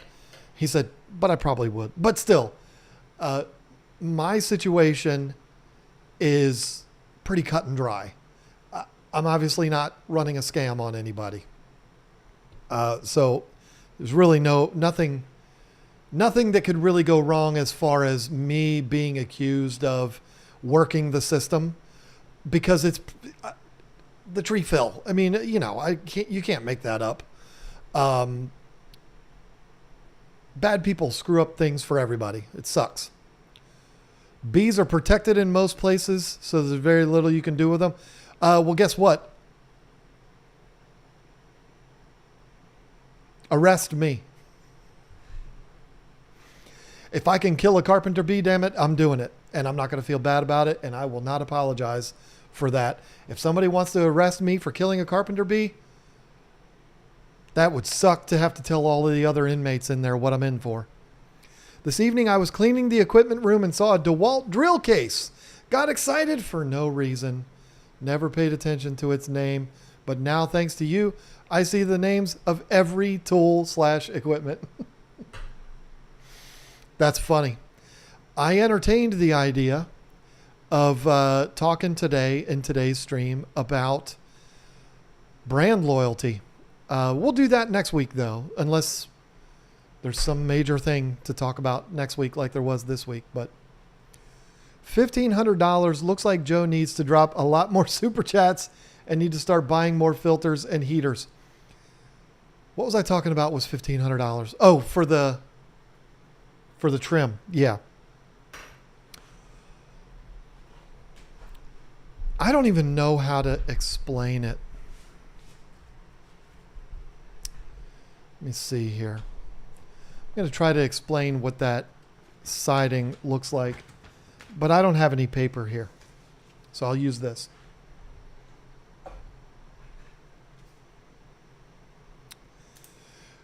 When you use a pen, if you pop it like that, it works better. It works better when you do that.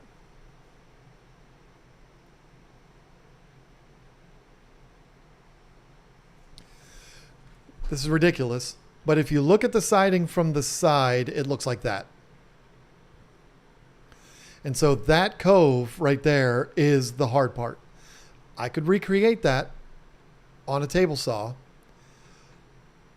I would take about probably 2 hours of trial and error to get the angle right and all of that.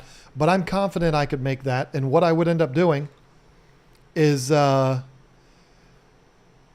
would take a 1x12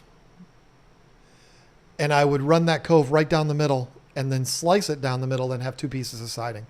That's what I would do if I had to reproduce that. And that's probably what I will do. As a matter of fact, you know what? Damn it.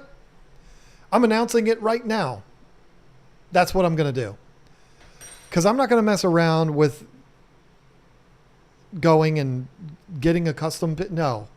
I'm just going to do that. I just have to find the right wood. I have to figure out what the wood is on there. But I'm sure I could just use like a pressure treated 1x4. Oh, why would you say that, John? 1x12. Run that cove, run it through the table saw right down the middle. Do it. Done. Legally, you can do it yourself. The bee police aren't going to come catch you. Can you imagine that? Hey, what are you in for? Oh, I broke into a house and got in a fight with the guy. Or DUI. Yeah, I knocked over a store. What are you in for? I killed carpenter bees. Can you imagine that? That'd be worse than I was jaywalking. The sign didn't say walk.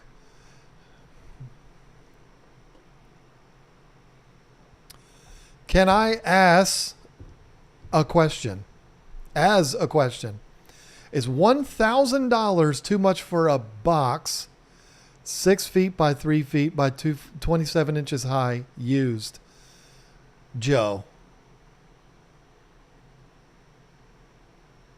How dare you? 6 by 3 by 27. Is that a 180? It's more than a 180. 180 is 6 by 2 by 2, right? 6 by 3 by 27. That's a wild size. I don't think that's a bad price. I don't think that's a bad price at all. But you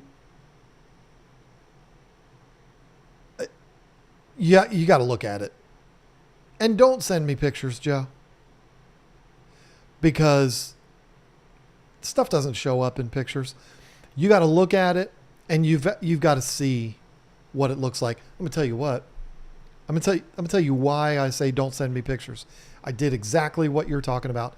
My original 240. See, Joe, you got me talking about aquariums. How dare you? Craigslist. It was listed as 150 gallons. It was a 240. 2 by 2 by 8.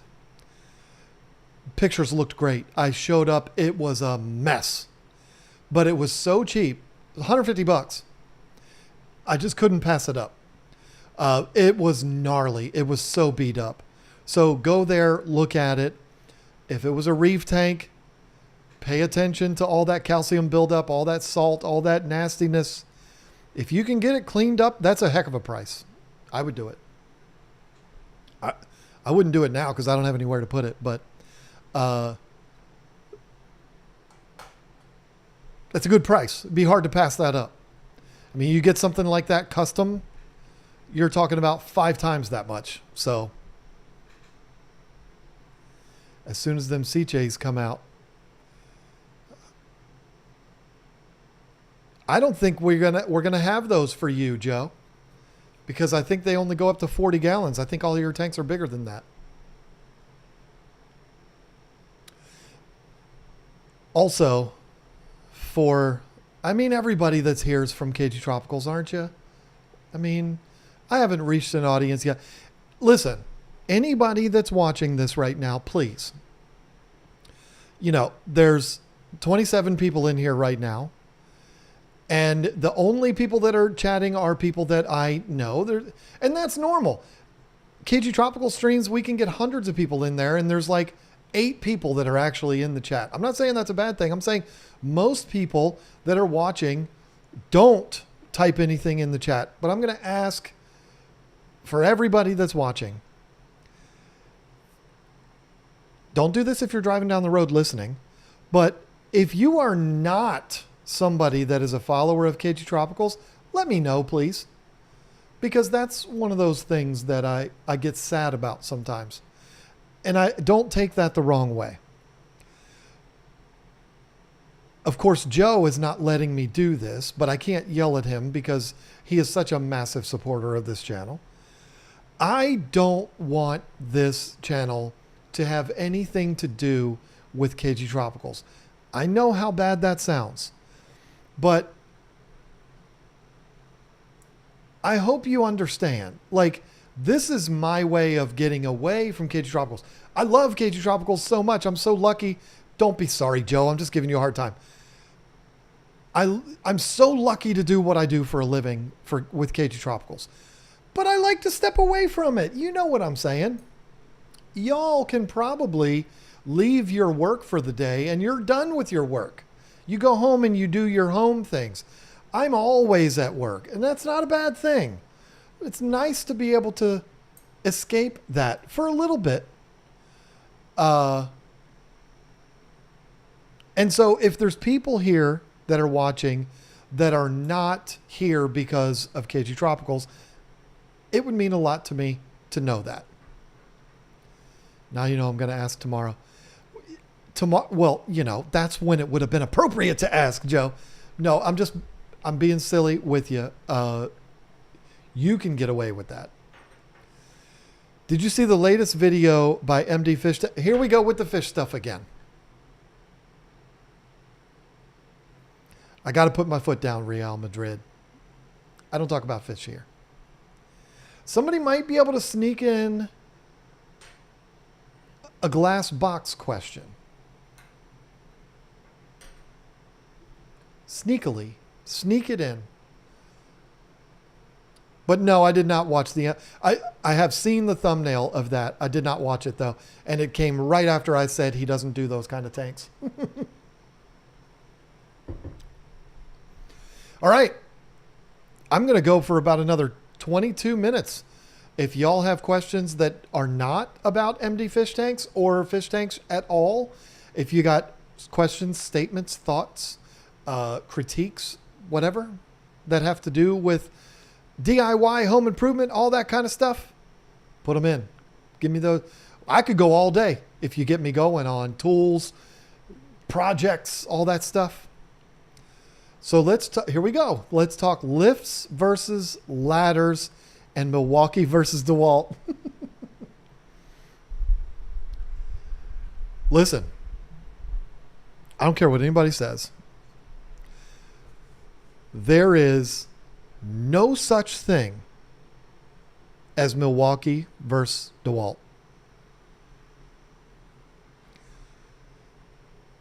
I think if you have to put them against each other, I think Milwaukee takes it for one fact and one fact only. They have so much more than DeWalt does. That I know of, anyway. Milwaukee has cordless jackhammers. They have cordless tampers, augers. I mean, like big equipment. Milwaukee makes cordless with the big 40, 60 volt batteries. It's insane. DeWalt doesn't have all of that. But what I will say, the tools that DeWalt makes and Milwaukee makes, side by side, neither one of them is better than the other. That's my honest opinion. I think they're both great. I think they're both at the top tier, S tier, as the young people say. I think if I was to tell you, DeWalt is far superior to Milwaukee, the reason why I would say that is because that's what I have. But in the same sentence, I would tell you, if I had to start all over again, I would go Milwaukee, just for a change. That's all. Not because it's better, but because the red tools are cool. And I like our buildings, and that's all he uses. Lifts versus ladders. I mean, lifts all day long. Are you kidding me? But ladders are cheap. Lifts are expensive. There is a reasonable compromise, though. And this is another thing that I would absolutely love to be able to do when I go to restore the exterior of that store, or fish house for you KG Tropicals followers. I'd love to buy some scaffolding. 2 levels, which I would only use one most of the time. I would love scaffolding, and that's kind of that happy medium between lifts and ladders. Ladders suck. You got to move them all over, and then if the ground isn't level, you're wobbly and all of this. I have a Little Giant, which is great. I think it's the best invention ever made. I have the 27-foot Little Giant, which is a heavy bastard, but it's great. I love that thing so much. And it has the adjustable feet so that you can put it on a non-level spot and level it off. But it's on sand. So it's always a little sketchy when I set that ladder up in step ladder mode and I try to go over the 6 feet or whatever. It's pretty scary. There's a really nice scaffolding setup. I'm going to see if I can find it here. Lowe's has it. It's great. It looks so good. And they have it in the store, and I really like it. And I think that's probably what I would end up buying. I probably spelled it wrong. Yep, I did. But my fat fingers. It's this one here. I'm going to let me make sure there's nothing weird on here. Okay, share my screen. This one. I like that a lot. I like that scaffolding. And yes, you look at my tabs up there. Yes, the one says Superman. It's a week. We got a week left. I like this scaffolding a lot. I don't really know what... I guess that trap door is so that you can climb up inside. But then they also have... I don't even know. I don't know if this is the one. Let me see here.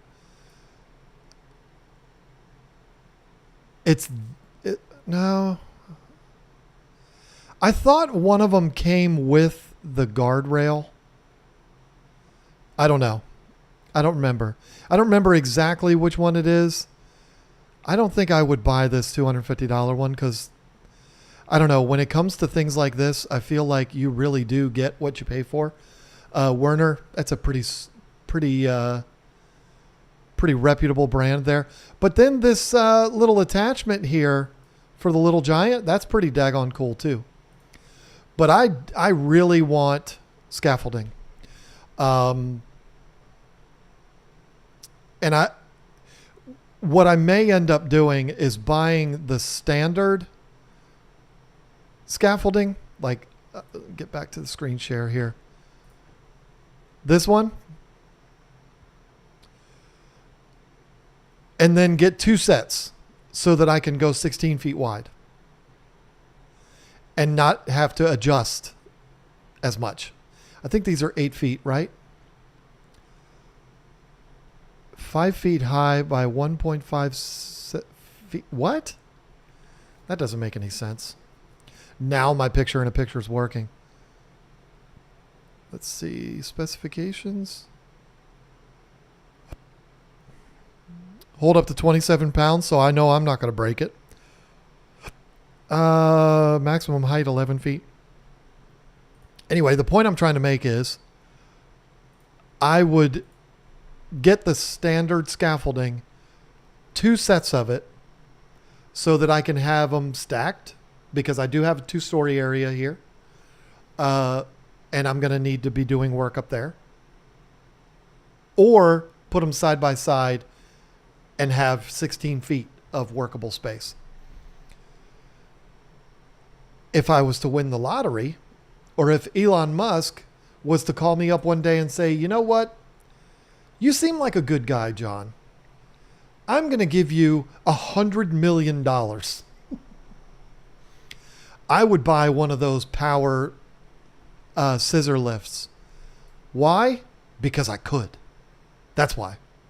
I would buy it because I could. And that would be so awesome. There would never be a speck of dirt. There would never be a flake of paint. There would never be... I would be looking for reasons to pull that thing up to a wall and go up. I'd be all over it.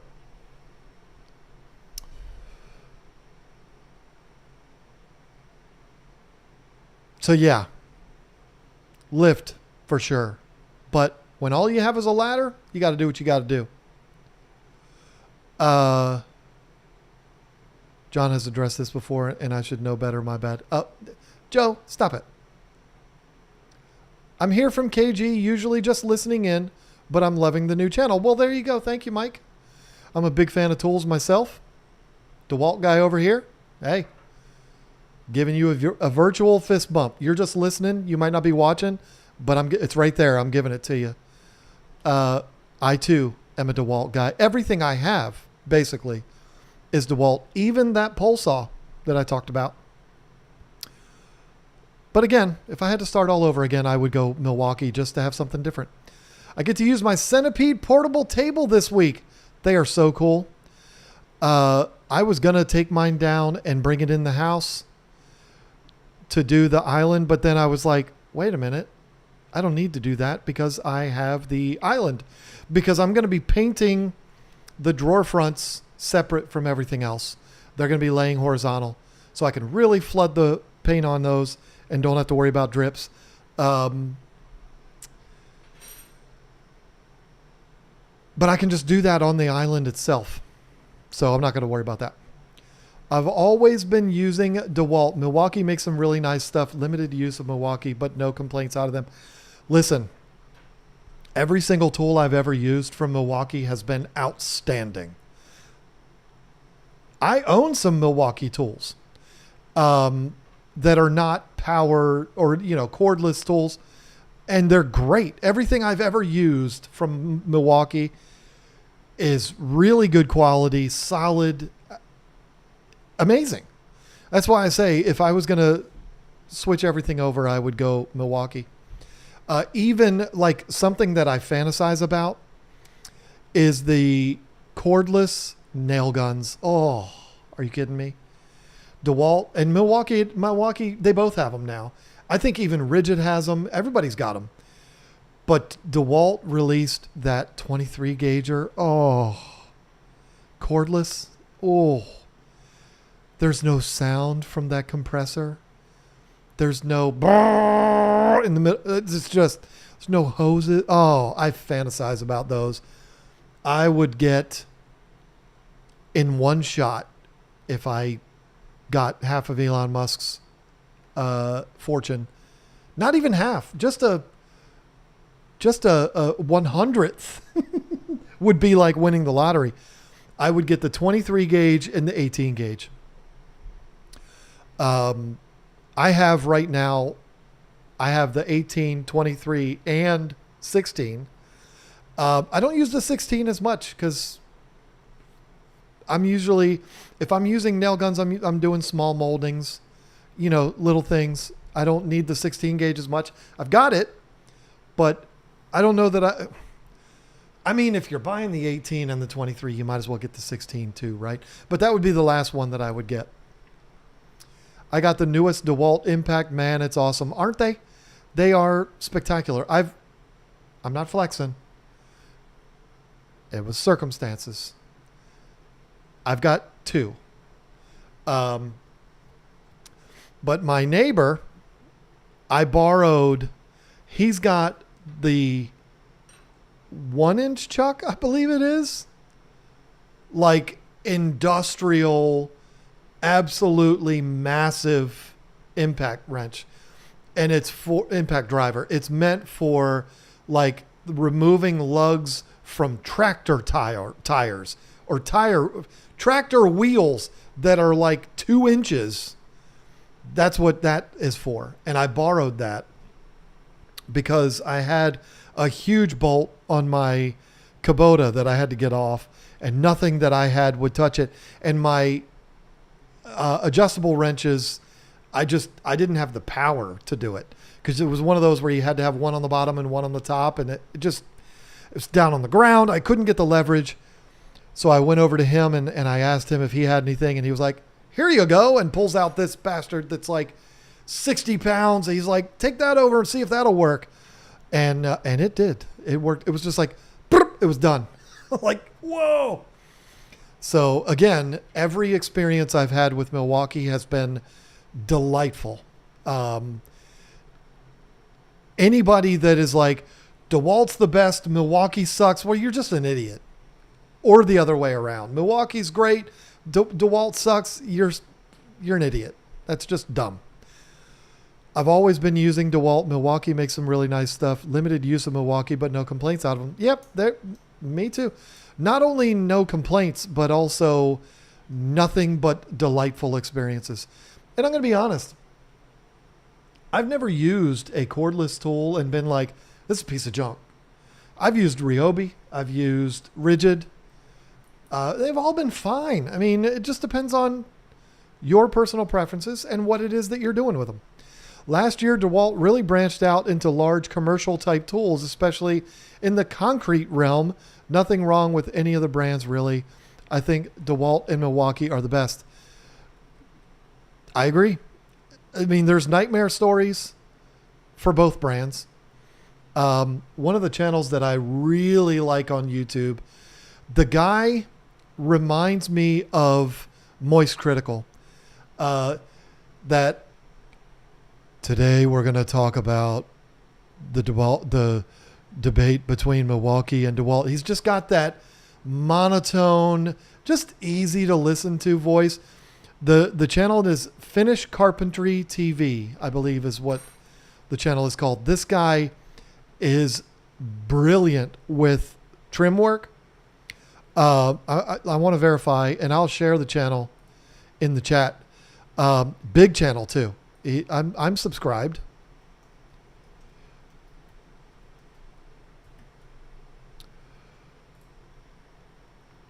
Yep, I was right. Finnish Carpentry TV.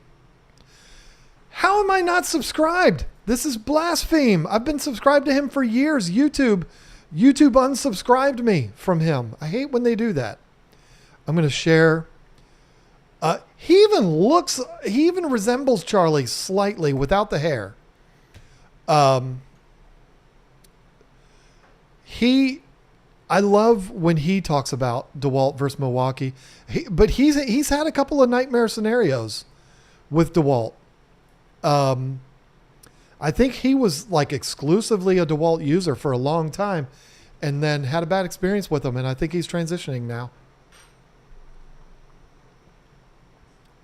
The wooden 14-foot A-frame ladder. Now you're living. Oh, that's scary. The trapdoor may need to be widened out just a touch for me. Yeah, you and me both, Joe. I've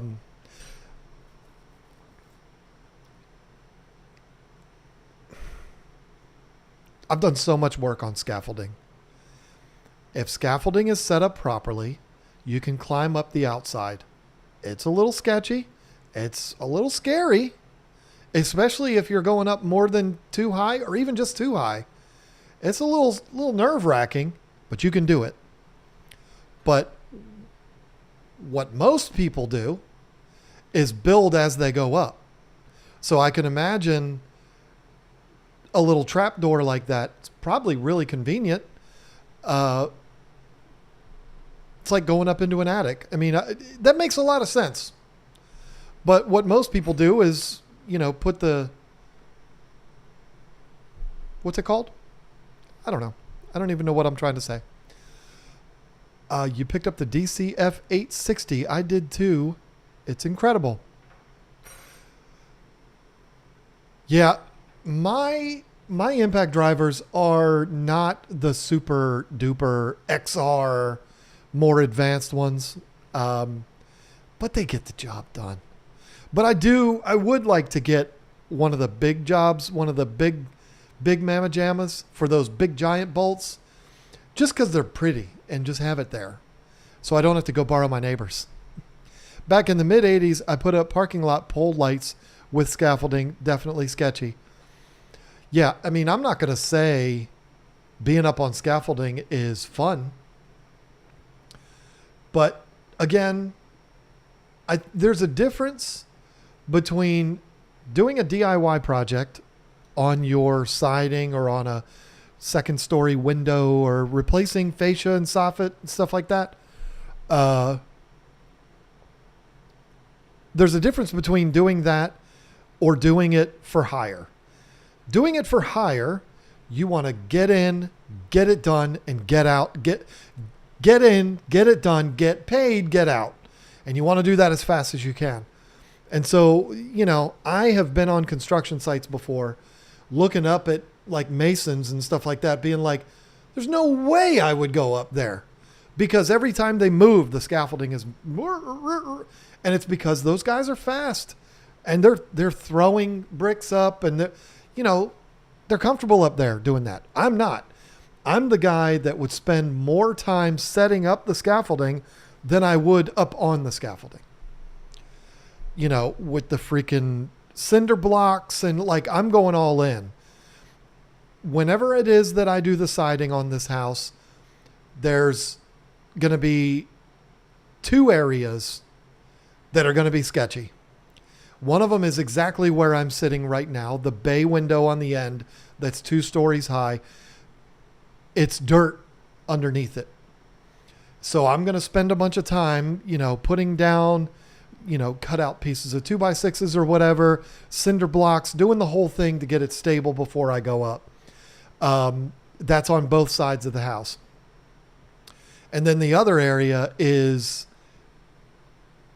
on the end of the addition. It's hard to explain because there is a slope there from our pond, and there's a air conditioner condenser unit underneath it. So to work around that is going to be sketchy. I'm not going to enjoy doing those at all. But the other 2 areas that are giant walls, 2 stories high, are both on concrete pads. So that'll be simple. It'll hurt a lot more if catastrophe happens, but there's not going to be as much setup because it'll be stable on the concrete. Just not stable if I fall. But I don't plan on doing that.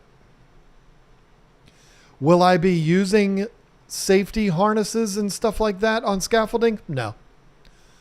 But I would like that one that has the guardrail on it just to feel a little better, Love my DeWalt equipment. Also just picked up the Gen 2 20 volt mower. Really love that so far. My first electric. So we have here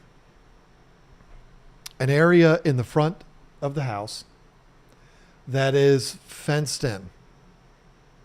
There used to be a little pond in there.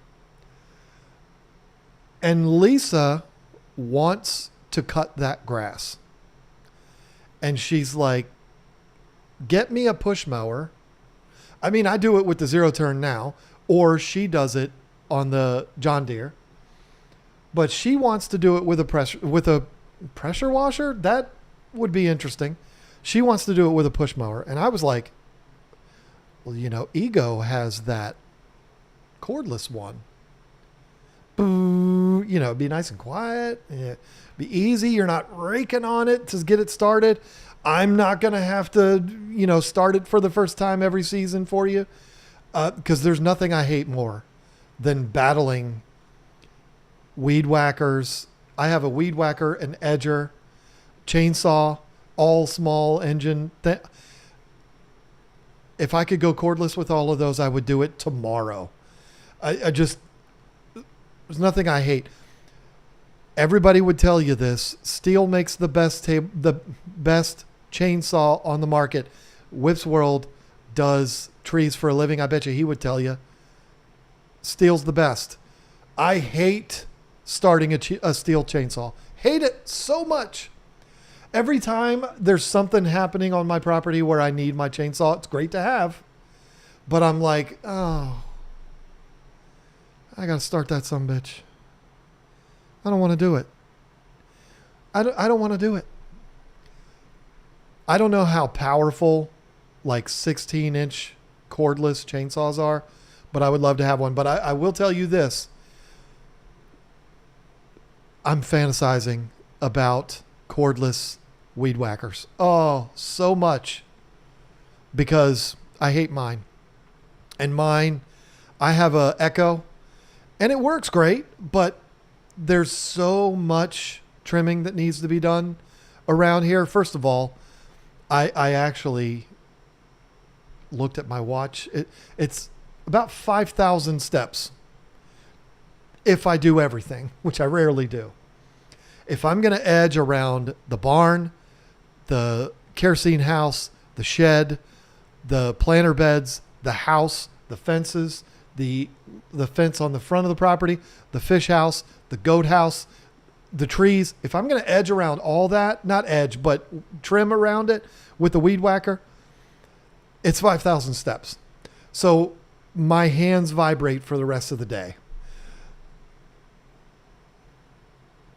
If those cordless weed whackers weren't $400, I would have one already.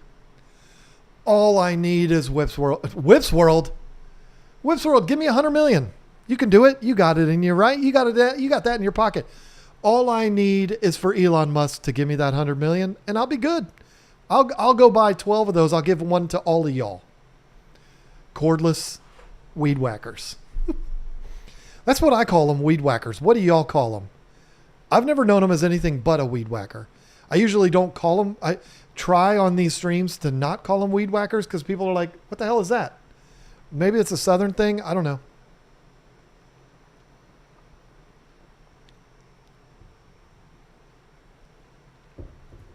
Nothing like stepping off into a space and nothing to catch you but the ground.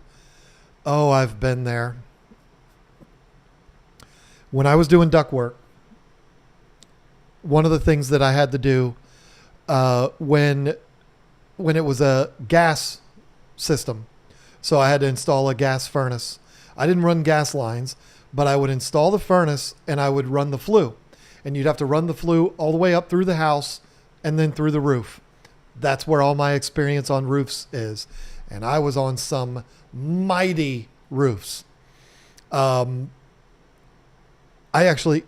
is kind of a cool thing, a cool story to tell. Just popped into my head. I was working for an HVAC company as a contractor installing ductwork in townhomes. And so there would be like 8 townhouses all connected to each other. And me and another guy, I would be in one, he'd be in the other. We were both independent contractors. We had an arrangement with each other where we would do all of the houses. He would do 4 and I would do 4. And, this would take several weeks. And then when we're done, we would tag team popping the flues. One person would be on the inside.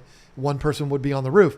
Because when you're on the roof from a townhouse, you can go from one house to the next, to the next, to the next, to the next. And so you're only going up on the roof one time and you're putting the flashing on there. You're, sealing it in, putting the cap on, doing that whole thing. And the decision was, are you the asshole 40 feet up on the roof? Because these are townhouses, sometimes 3-story townhouses. So are you the one up there in the heat and the risk of falling with no harness because we were young and dumb and didn't do harnesses? Or are you the one that's on the inside in the attics, which is like an inferno? And we would alternate, and it was great. I mean, that was a really cool arrangement. He would help me with mine. I would help him with his. You know, I'm not getting paid to do his. He's not getting paid to do mine, but we would work together and do all of them. That was wonderful. The person who was indoors had to be up in the attic. And then when you're done, go down all the way downstairs, take your ladder with you, go to the next house, go all the way back up. So the person in the attic was the one that actually had the worst job.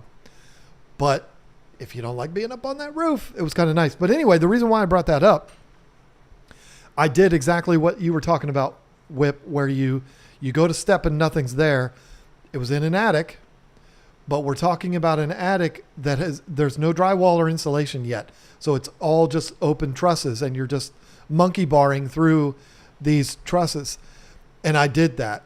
I took a step, missed the truss, and went down. But my other foot was still on the truss that I'd stepped off of. My leading foot missed, and I had all my tools in my hand. I have, maybe not now at 51, but when I was in my 20s, I had the most impeccable reflexes you could ever imagine. You know, a brick could fly through my window and I'd be like, pch, and I'd catch it. And then I'd say, I'm a really good lawyer. Y'all know that reference, right? That's how good my reflexes were. So I had good reflexes, but apparently not good at stepping on things. I missed the truss and I just threw everything out of my hands and caught myself on that truss. So I just fell forward and caught myself with my hands. And then I went like this. That was really scary. I never made that mistake again. Another scenario, I seriously thought my life was going to be over and not from an injury. I was doing houses in a neighborhood or a town called Dale City, Virginia. And they built so many houses. It's like such a densely populated area. It was just one house after another after another. And even back in the 90s, we had Karens. And sometimes in these houses, Karens would be walking around bitching about things. And even come to us, I'm a contractor, I'm in there, I'm not here for you. I'm not working for you, I'm working for the builder, get away from me. That's what I would say if they would come up to me, because they would come up and they would bitch and they would and they would be like, that's over here, can you move it 6 inches to the left? And my response would be, I'm doing what I was told to do. If you have a problem with it, talk to the superintendent. I'm not your guy. And I would be firm about it and they would leave and go, meh, meh, meh. I had one in particular that was just being obnoxious. I never stopped working. I'm like, I'm not going to waste time messing with you. I'm doing my job. And so I had to go up into the attic again, but it's an attic of a house that's not drywalled. I was above a 2-story foyer, putting a register on top of that foyer, or a vent above that foyer, not the register, but the boot, the vent, running the duct to the vent. And I'm monkey crawling, monkey barring, whatever you want to call it, across, not feeling very good because it's really hot. I had a tool belt on, and on my tool belt, I had the tape measure holder right there at my belly button. Everybody does that, or it's over here, whatever. But that's where mine was. I'm monkey barring across. I can't call it monkey barring because that would be like hanging, like, you know, who cares? I am traversing my way across these trusses, down on my hands and knees because I got to go all the way to the edge. I'm leaning forward. Karen is 2 stories down. Now, I'm not feeling good about this because I'm 2 stories up, and if I go through, I go a long way through. So I'm already a little squirrely. She's walking under me and I just hear her. "Pip, pip, pip, pip, pip, pip, pip, pip." I don't know. She's not talking about me, but she's just "pip, pip, pip," all over. And I'm crawling and my tape measure falls out of that tape measure holder because I'm leaning forward and she's "pip, pip, pip," and I'm up there and it's falling and she's "pip, pip, pip," underneath me and it's falling directly at her head, 2 stories. I thought I killed this woman. Beep, beep, beep, beep, beep, beep, beep. And as soon as it gets to be like a foot above her head, she steps just ever so slightly over to the right and it goes blam. Ow, that hurt. I hit my finger. Blam on the floor right next to her. And she was like, beep, beep, beep, beep, beep.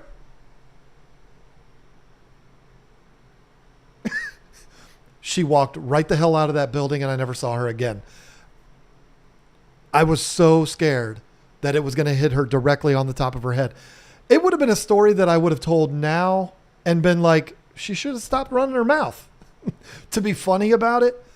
But oh my God, I'm not lying to you. That tape measure, and you know, those 25-foot tape measures, they're heavy.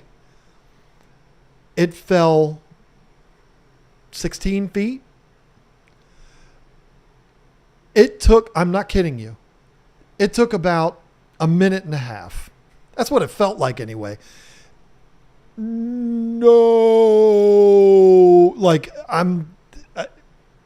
it took so long to fall and I'm watching it and it's falling in slow motion. Beep, beep, beep, beep, beep. And my life flashed before my eyes. Army crawling, that's probably better.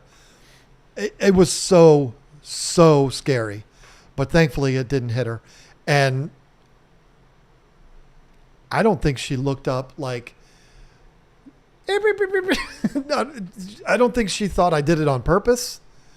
It was so scary. I'm so glad that that it didn't hit her. Cobalt, $150 with the charger. Is that for the Weed Whacker? Let's shop for one, shall we? Let's find one for me to buy right now. This is that channel, by the way. What a great channel. I am such a big fan of him. Let me see here. Let me set this to that. Why isn't it? I don't understand why it's not sharing the entire screen. Let's go to Lowe's.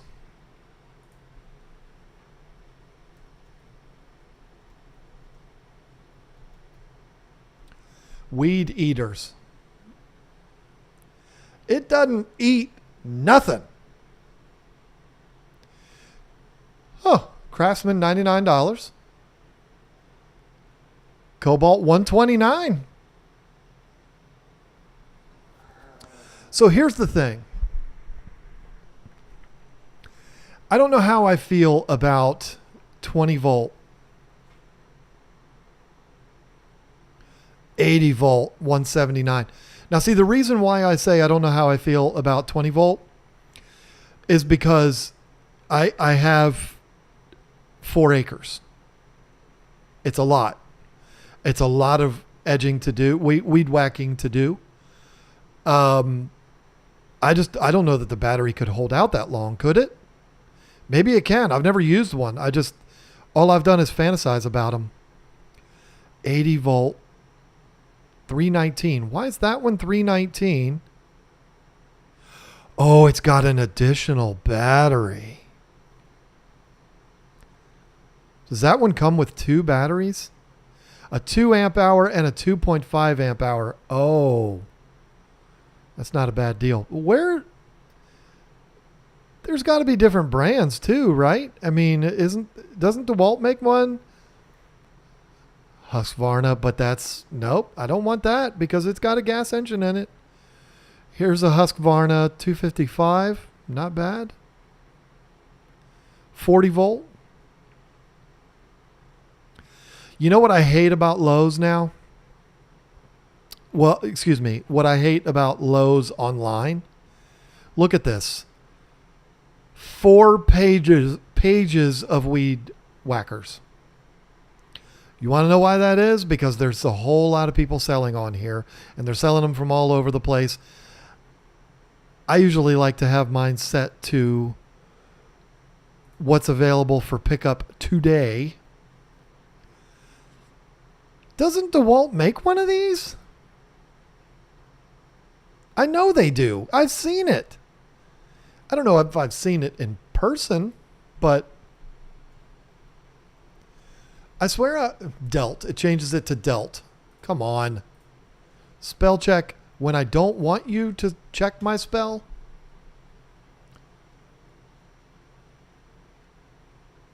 Okay, so I type in DeWalt and it gives me everything but DeWalt. All right, we need to get to the bottom of this.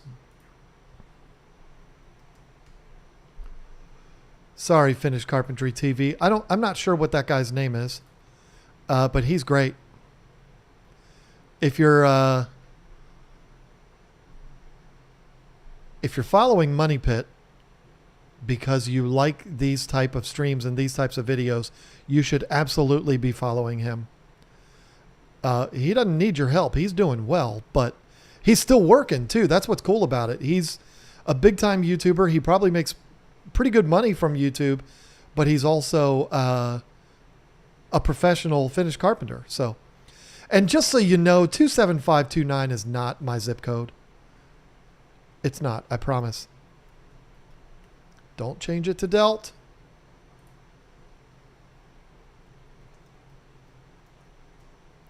Oh my God. See? Told you. 20 volt. 60 volt. 369. That's definitely the one I looked at. 239 for the 20 volt. I'm sure the 20 volt, people are probably already commenting on that in the chat. I'm sure the 20 volt is great, but I don't know if it could hold out for as much as I would need. That's 60 volt though. And the blower. So the blower, I do have a steel backpack blower. I'm not going to replace that. That thing is a beast. It's so heavy and it hurts. And it's just, I feel like a barbarian walking around with that thing, but it works so good. I mean, it'll blow you right off your feet. So I'm going to stick with that one. And I don't use the blower all that much. But when I do use it, it's great. I'm telling you right now, that 60 volt is the one.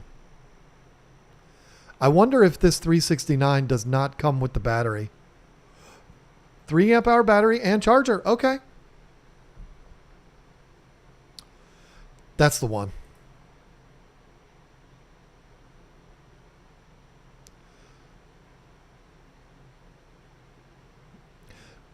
Does Home Depot sell Milwaukee? How do you spell Milwaukee? Not with a W at the beginning. I'm not even going to try. I don't know how to spell Milwaukee. And I'm not going to embarrass myself. M-I-W Milwaukee. M-I-L-L. Who cares? So what? Somebody put it in the chat. I don't care how you spell it. I'm going to spell it wrong.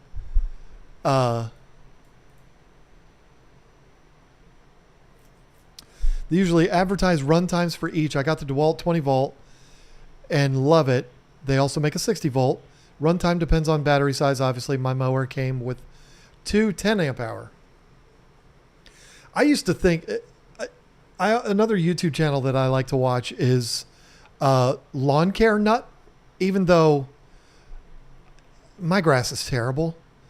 He uses battery powered mowers, but his yard is like the size of my front yard, like the size of my fenced in area right there. Like a battery powered mower here would be a joke. Like, are you serious? And people would probably drive by in their 1991 Silverado and point at me and laugh. Look at that idiot. You see this guy? This moron. He must be one of them boys. When he's done with his lawn, he's going to go hug that tree. Is what he's going to do. I bet you that boy feeds the squirrels. Bet you that's what he is. Can't be made fun of. Ride by on my 60-inch Kubota. They wave, hey, you're one of us. That's how I like it to be. Batteries are crazy money, especially when going, oh, I know. The batteries are outrageous. Extra batteries are the thing to have. I have a Ryobi expanded 18 volt, and I'm getting 2 extra batteries for a couple weeks. In a couple weeks. The one battery lasts me about 45 minutes. That's not, 45 minutes, it's pretty decent if we're talking about weed whackers. Because the thing is, I'm certainly not an expert in this category, but you're not running it all the time. Like for me, I would be doing my fence and then I got to walk out, and it's not like it's a mile, but it's, a ways. Got to walk out to the street. And while I'm walking out to the street, it's not running. So it's not like you're going to run it full blast nonstop. But I will tell you this. I was impressed. Man, I hurt my finger when I was talking about burp, burp, burp. I hurt my finger. I banged it on my desk. I don't think it's broken though, but boy, does it hurt. And I lost my train of thought. Oh, yesterday, I was routing 5 8-foot pieces of basically making my own base trim for the kitchen island. I bought 1x3.5s, so 1x4s, pre-primed, that had just the most subtlest little round over on it. I'm like, I don't want a round over. I want a chamfer. So I was routing a chamfer on it the entire length of 5 8-foot pieces. That DeWalt 20 volt cordless router blasted through that. And when I was done, it was like, that's all you're going to do? Really? That's it? You think that's a challenge for me? This thing was still, the battery was still full charge. It was still ready to go. It was like, come on, let's do more. But I didn't have any more to do. So maybe the 20 volt, put a nice 5 milliamp hour in there. Maybe it would be enough. I don't know. One day I want you to tell us about your favorite YouTube channels, from fish keeping, movies, home renovation, etc. You make everything interesting and exciting to listen. I can do that right now. It's easy. Movies, I like Emergency Awesome, Film Threat, Nerdrotic, Critical Drinker. Sometimes John Campea, but he's a little weird sometimes. Those are the ones for movies, and Jeremy Johns for movies. I like all of those a lot. Home renovation, Finished Carpentry TV. Which one is the one? I got to find this one. Damn, my finger hurts. Which one is it? I know I'm oh, and I solved the mystery. That's why I was not subscribed to Finished Carpentry TV. I wasn't on the right account. I have 4 YouTube accounts, and I was on the Money Pit account, which was not subscribed to Finished Carpentry TV. So that's why that happened. What is the guy's name? I know how to find it, because he will be right at the top. Just typing in drywall repair. He should be.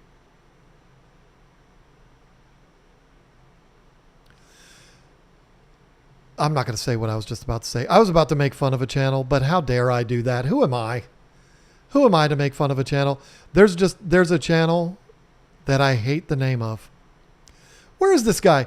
It's the Canadian guy that does drywall, not home renovation. Love that channel. I am subscribed to that channel. He does drywall. Here he is. Vancouver Carpenter. Love that guy. I've never been more confident doing drywall than after watching that guy. He's awesome. And he's a skater, so that makes it even better. So I am subscribed to home renovation. Let's just go through the list. That's the easiest way to do it. 731 Woodworks, Bent's Woodworking, Blacktail Studios, Bourbon Moth. Is that going to be it? There's no John Malecki. There's no way that could be all of it. East Carolina Woodworks, because North Carolina, East North Carolina, that's where I live. I don't know that guy though. Fix This, Build That, Finish Carpentry TV, Four Eyes Furniture. Next to Blacktail Studios, my favorite YouTube channel. I love that channel so much. Home Renovision. I already said John Malecki, but there he is. Wow. I have a pretty long list. Make Something, Crafted Workshop, Mr. Build It, Mike Farrington. I know I'm saying these quick, but you can rewind, watch it on replay, whatever. And RR Buildings, another one of my absolute favorites. And I think that's it.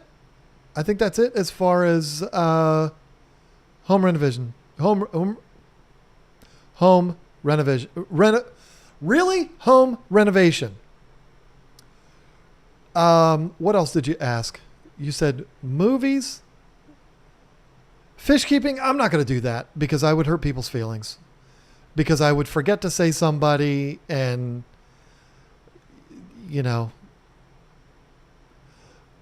I do have a short list that are people in the fish keeping space that are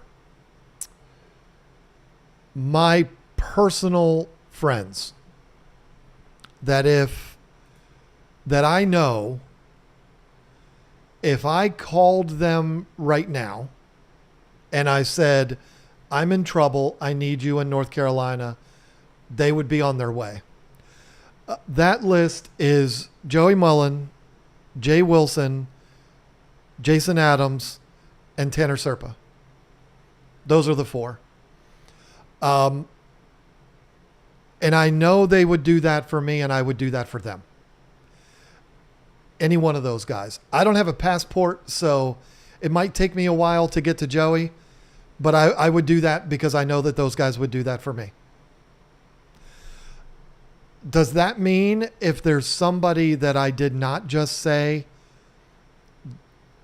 I'm not a fan of their channel? Of course it doesn't mean that. And shame on me, Whip's World, for crying out loud, is on that list too. But I know Whip's World for so long, not as a YouTuber. I always forget that he's a streamer now and he does all of that. I apologize, Whip's World. Of course you're on that list too. But, that doesn't mean I'm not a fan of Caveman and Cichlid Charmer. And of course I am. I'm a fan of a lot of channels. But those four are the ones, and five with Whip's World, that are my friends. Of course, I would put Eric Furlow on that list, but he's not making videos anymore. So, but he would be on that list too.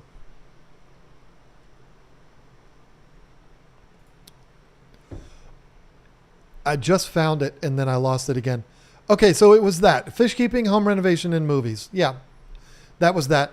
For movies, like I said, Nerdrotic, I absolutely love. Jeremy Johns, and all the other ones that I said. Who are some other fun channels that I am subscribed to that I can say without getting in trouble? I'll tell you a channel I love, Edgar TV Darts. Love that channel. Elliot Sloan. I will be so impressed if people know who Elliot Sloan is. It's one of my favorites. Fritz Aquatics, Gerald Undone, Ginger Billy, Gordon Ramsay, Hacksman. That's one I forgot. Hacksman. Heavy Spoilers is another movie one that I love. I could just keep on going. Inside of You with Michael Rosenbaum. So far, this might change next week, but so far the best Lex Luthor that's ever been put on film. And I'll say it to your face. Well, I won't say it to Gene Hackman's face. I won't say it to Kevin Spacey's face.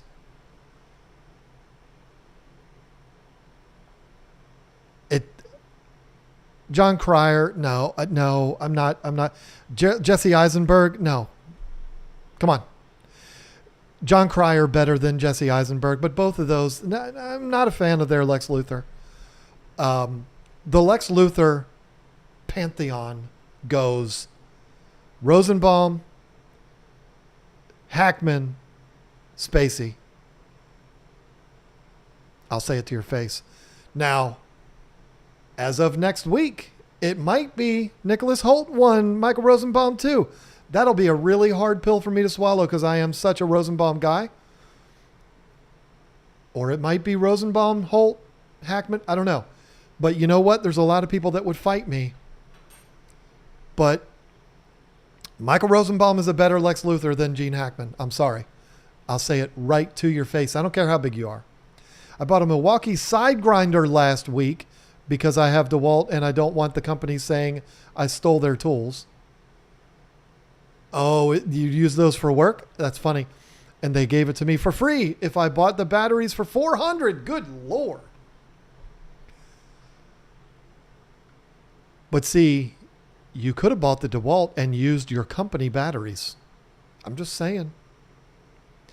If you're looking for more power in an impact and still want a smaller one-handed tool, check out the DCF 921. Is that the one that's the little palm one? If that's what that is, that's really cool. I will just Google that model number. And then I got to get out of here. It's been 2.5 hours. This is crazy. Lisa's probably like, hello, dinner. Oh, that's just a little teeny tiny itty bitty one. Yeah, those are really cool. And mine's bigger than that. But you know what? As cool as that tool is, I would probably only buy it if mine broke, and I would have to break 2 of them because mine both work perfectly. The one I've had for like 10 years and it's worked perfectly, including using it every day for my furniture business. I mean, they're just powerhouses. They don't stop.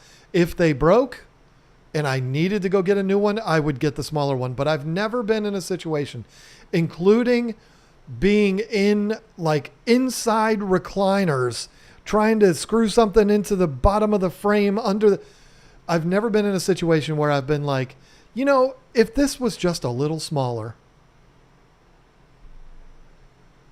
I've never been in that situation with other things either.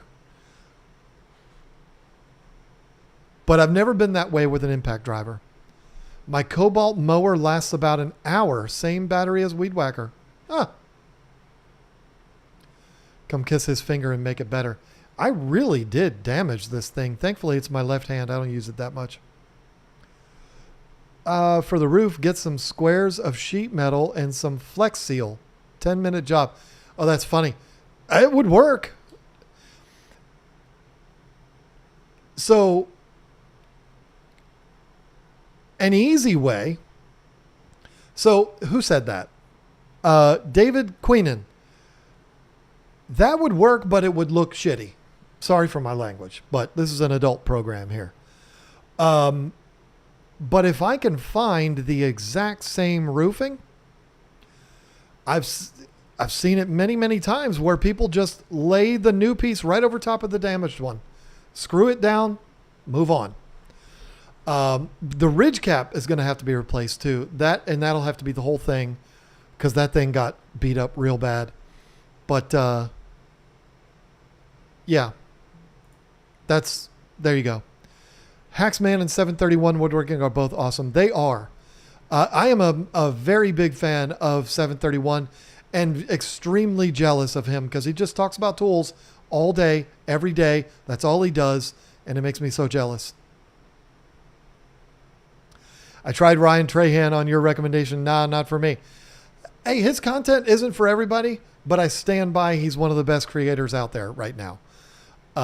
Not anything to do with woodworking or fish keeping. He probably doesn't even know how to change a light bulb, that kid, but he's brilliant at making videos. Well, Gene is dead and Kevin is a disgrace. Yeah. These are both facts. That's why I said Kevin Spacey, Gene Hackman never had any controversy that I know of, at least. But say what you want to say about Kevin Spacey. That dude is a brilliant actor. Are you kidding me? Seven, Usual Suspects, American Beauty, all of them, absolutely phenomenal. But he's a jerk. And you have to separate the art from the artist. That's what I say. The 921, an impact wrench, not an impact driver. Oh, okay. Not inch pounds like an impact driver. More than double the power of the new 860 driver in the same size package. Oh, my. Well, now we're having a conversation, Mike. Because I said something about not necessarily needing a different size, but more power. Oh, that's always a good thing. But listen, y'all, I got to get out of here because it's time to eat. And it looked like it stopped raining. I don't know if there's enough daylight for me to start on that base trim. I don't think I'm going to do it. But this has been a lot of fun. I've enjoyed myself. I always do on these Money Pit streams. Yeah, it's been a blast. I've enjoyed myself. I hope you have too. Thank you to the super chatters today. That is so very kind of you. Who do we have? Finsanity and Dennis. Dennis, thank you. And thank you, Joe. That always means a lot, as everybody knows, because I've said it so many times. Every dime that's made from this channel, as of right now, is going back into future projects on this channel. You know, the only time that would ever change is if it got to be too good. Meaning, like, the channel's making so much money, I can't possibly spend it all on the house. That'd be a really good problem to have. I don't anticipate that happening because this is a channel that I'm doing just for fun. But super chats come through, channel members come through, all of that stuff. That's where that money goes. So thank you so much for that. I'm going to do another one of these next week. And I think we'll do the whole deal with brand loyalty. I think that'll be fun. We can have a nice talk about that. Going to give you a spoiler alert. I think brand loyalty is dumb. Now you have something to look forward to next week. But anyway, there are situations where it does make sense. I'll leave it at that. Thank you all so much for hanging out, and I will see you next week. Video should be uploading on Friday, not the island though, different one. So look forward to that. Bye.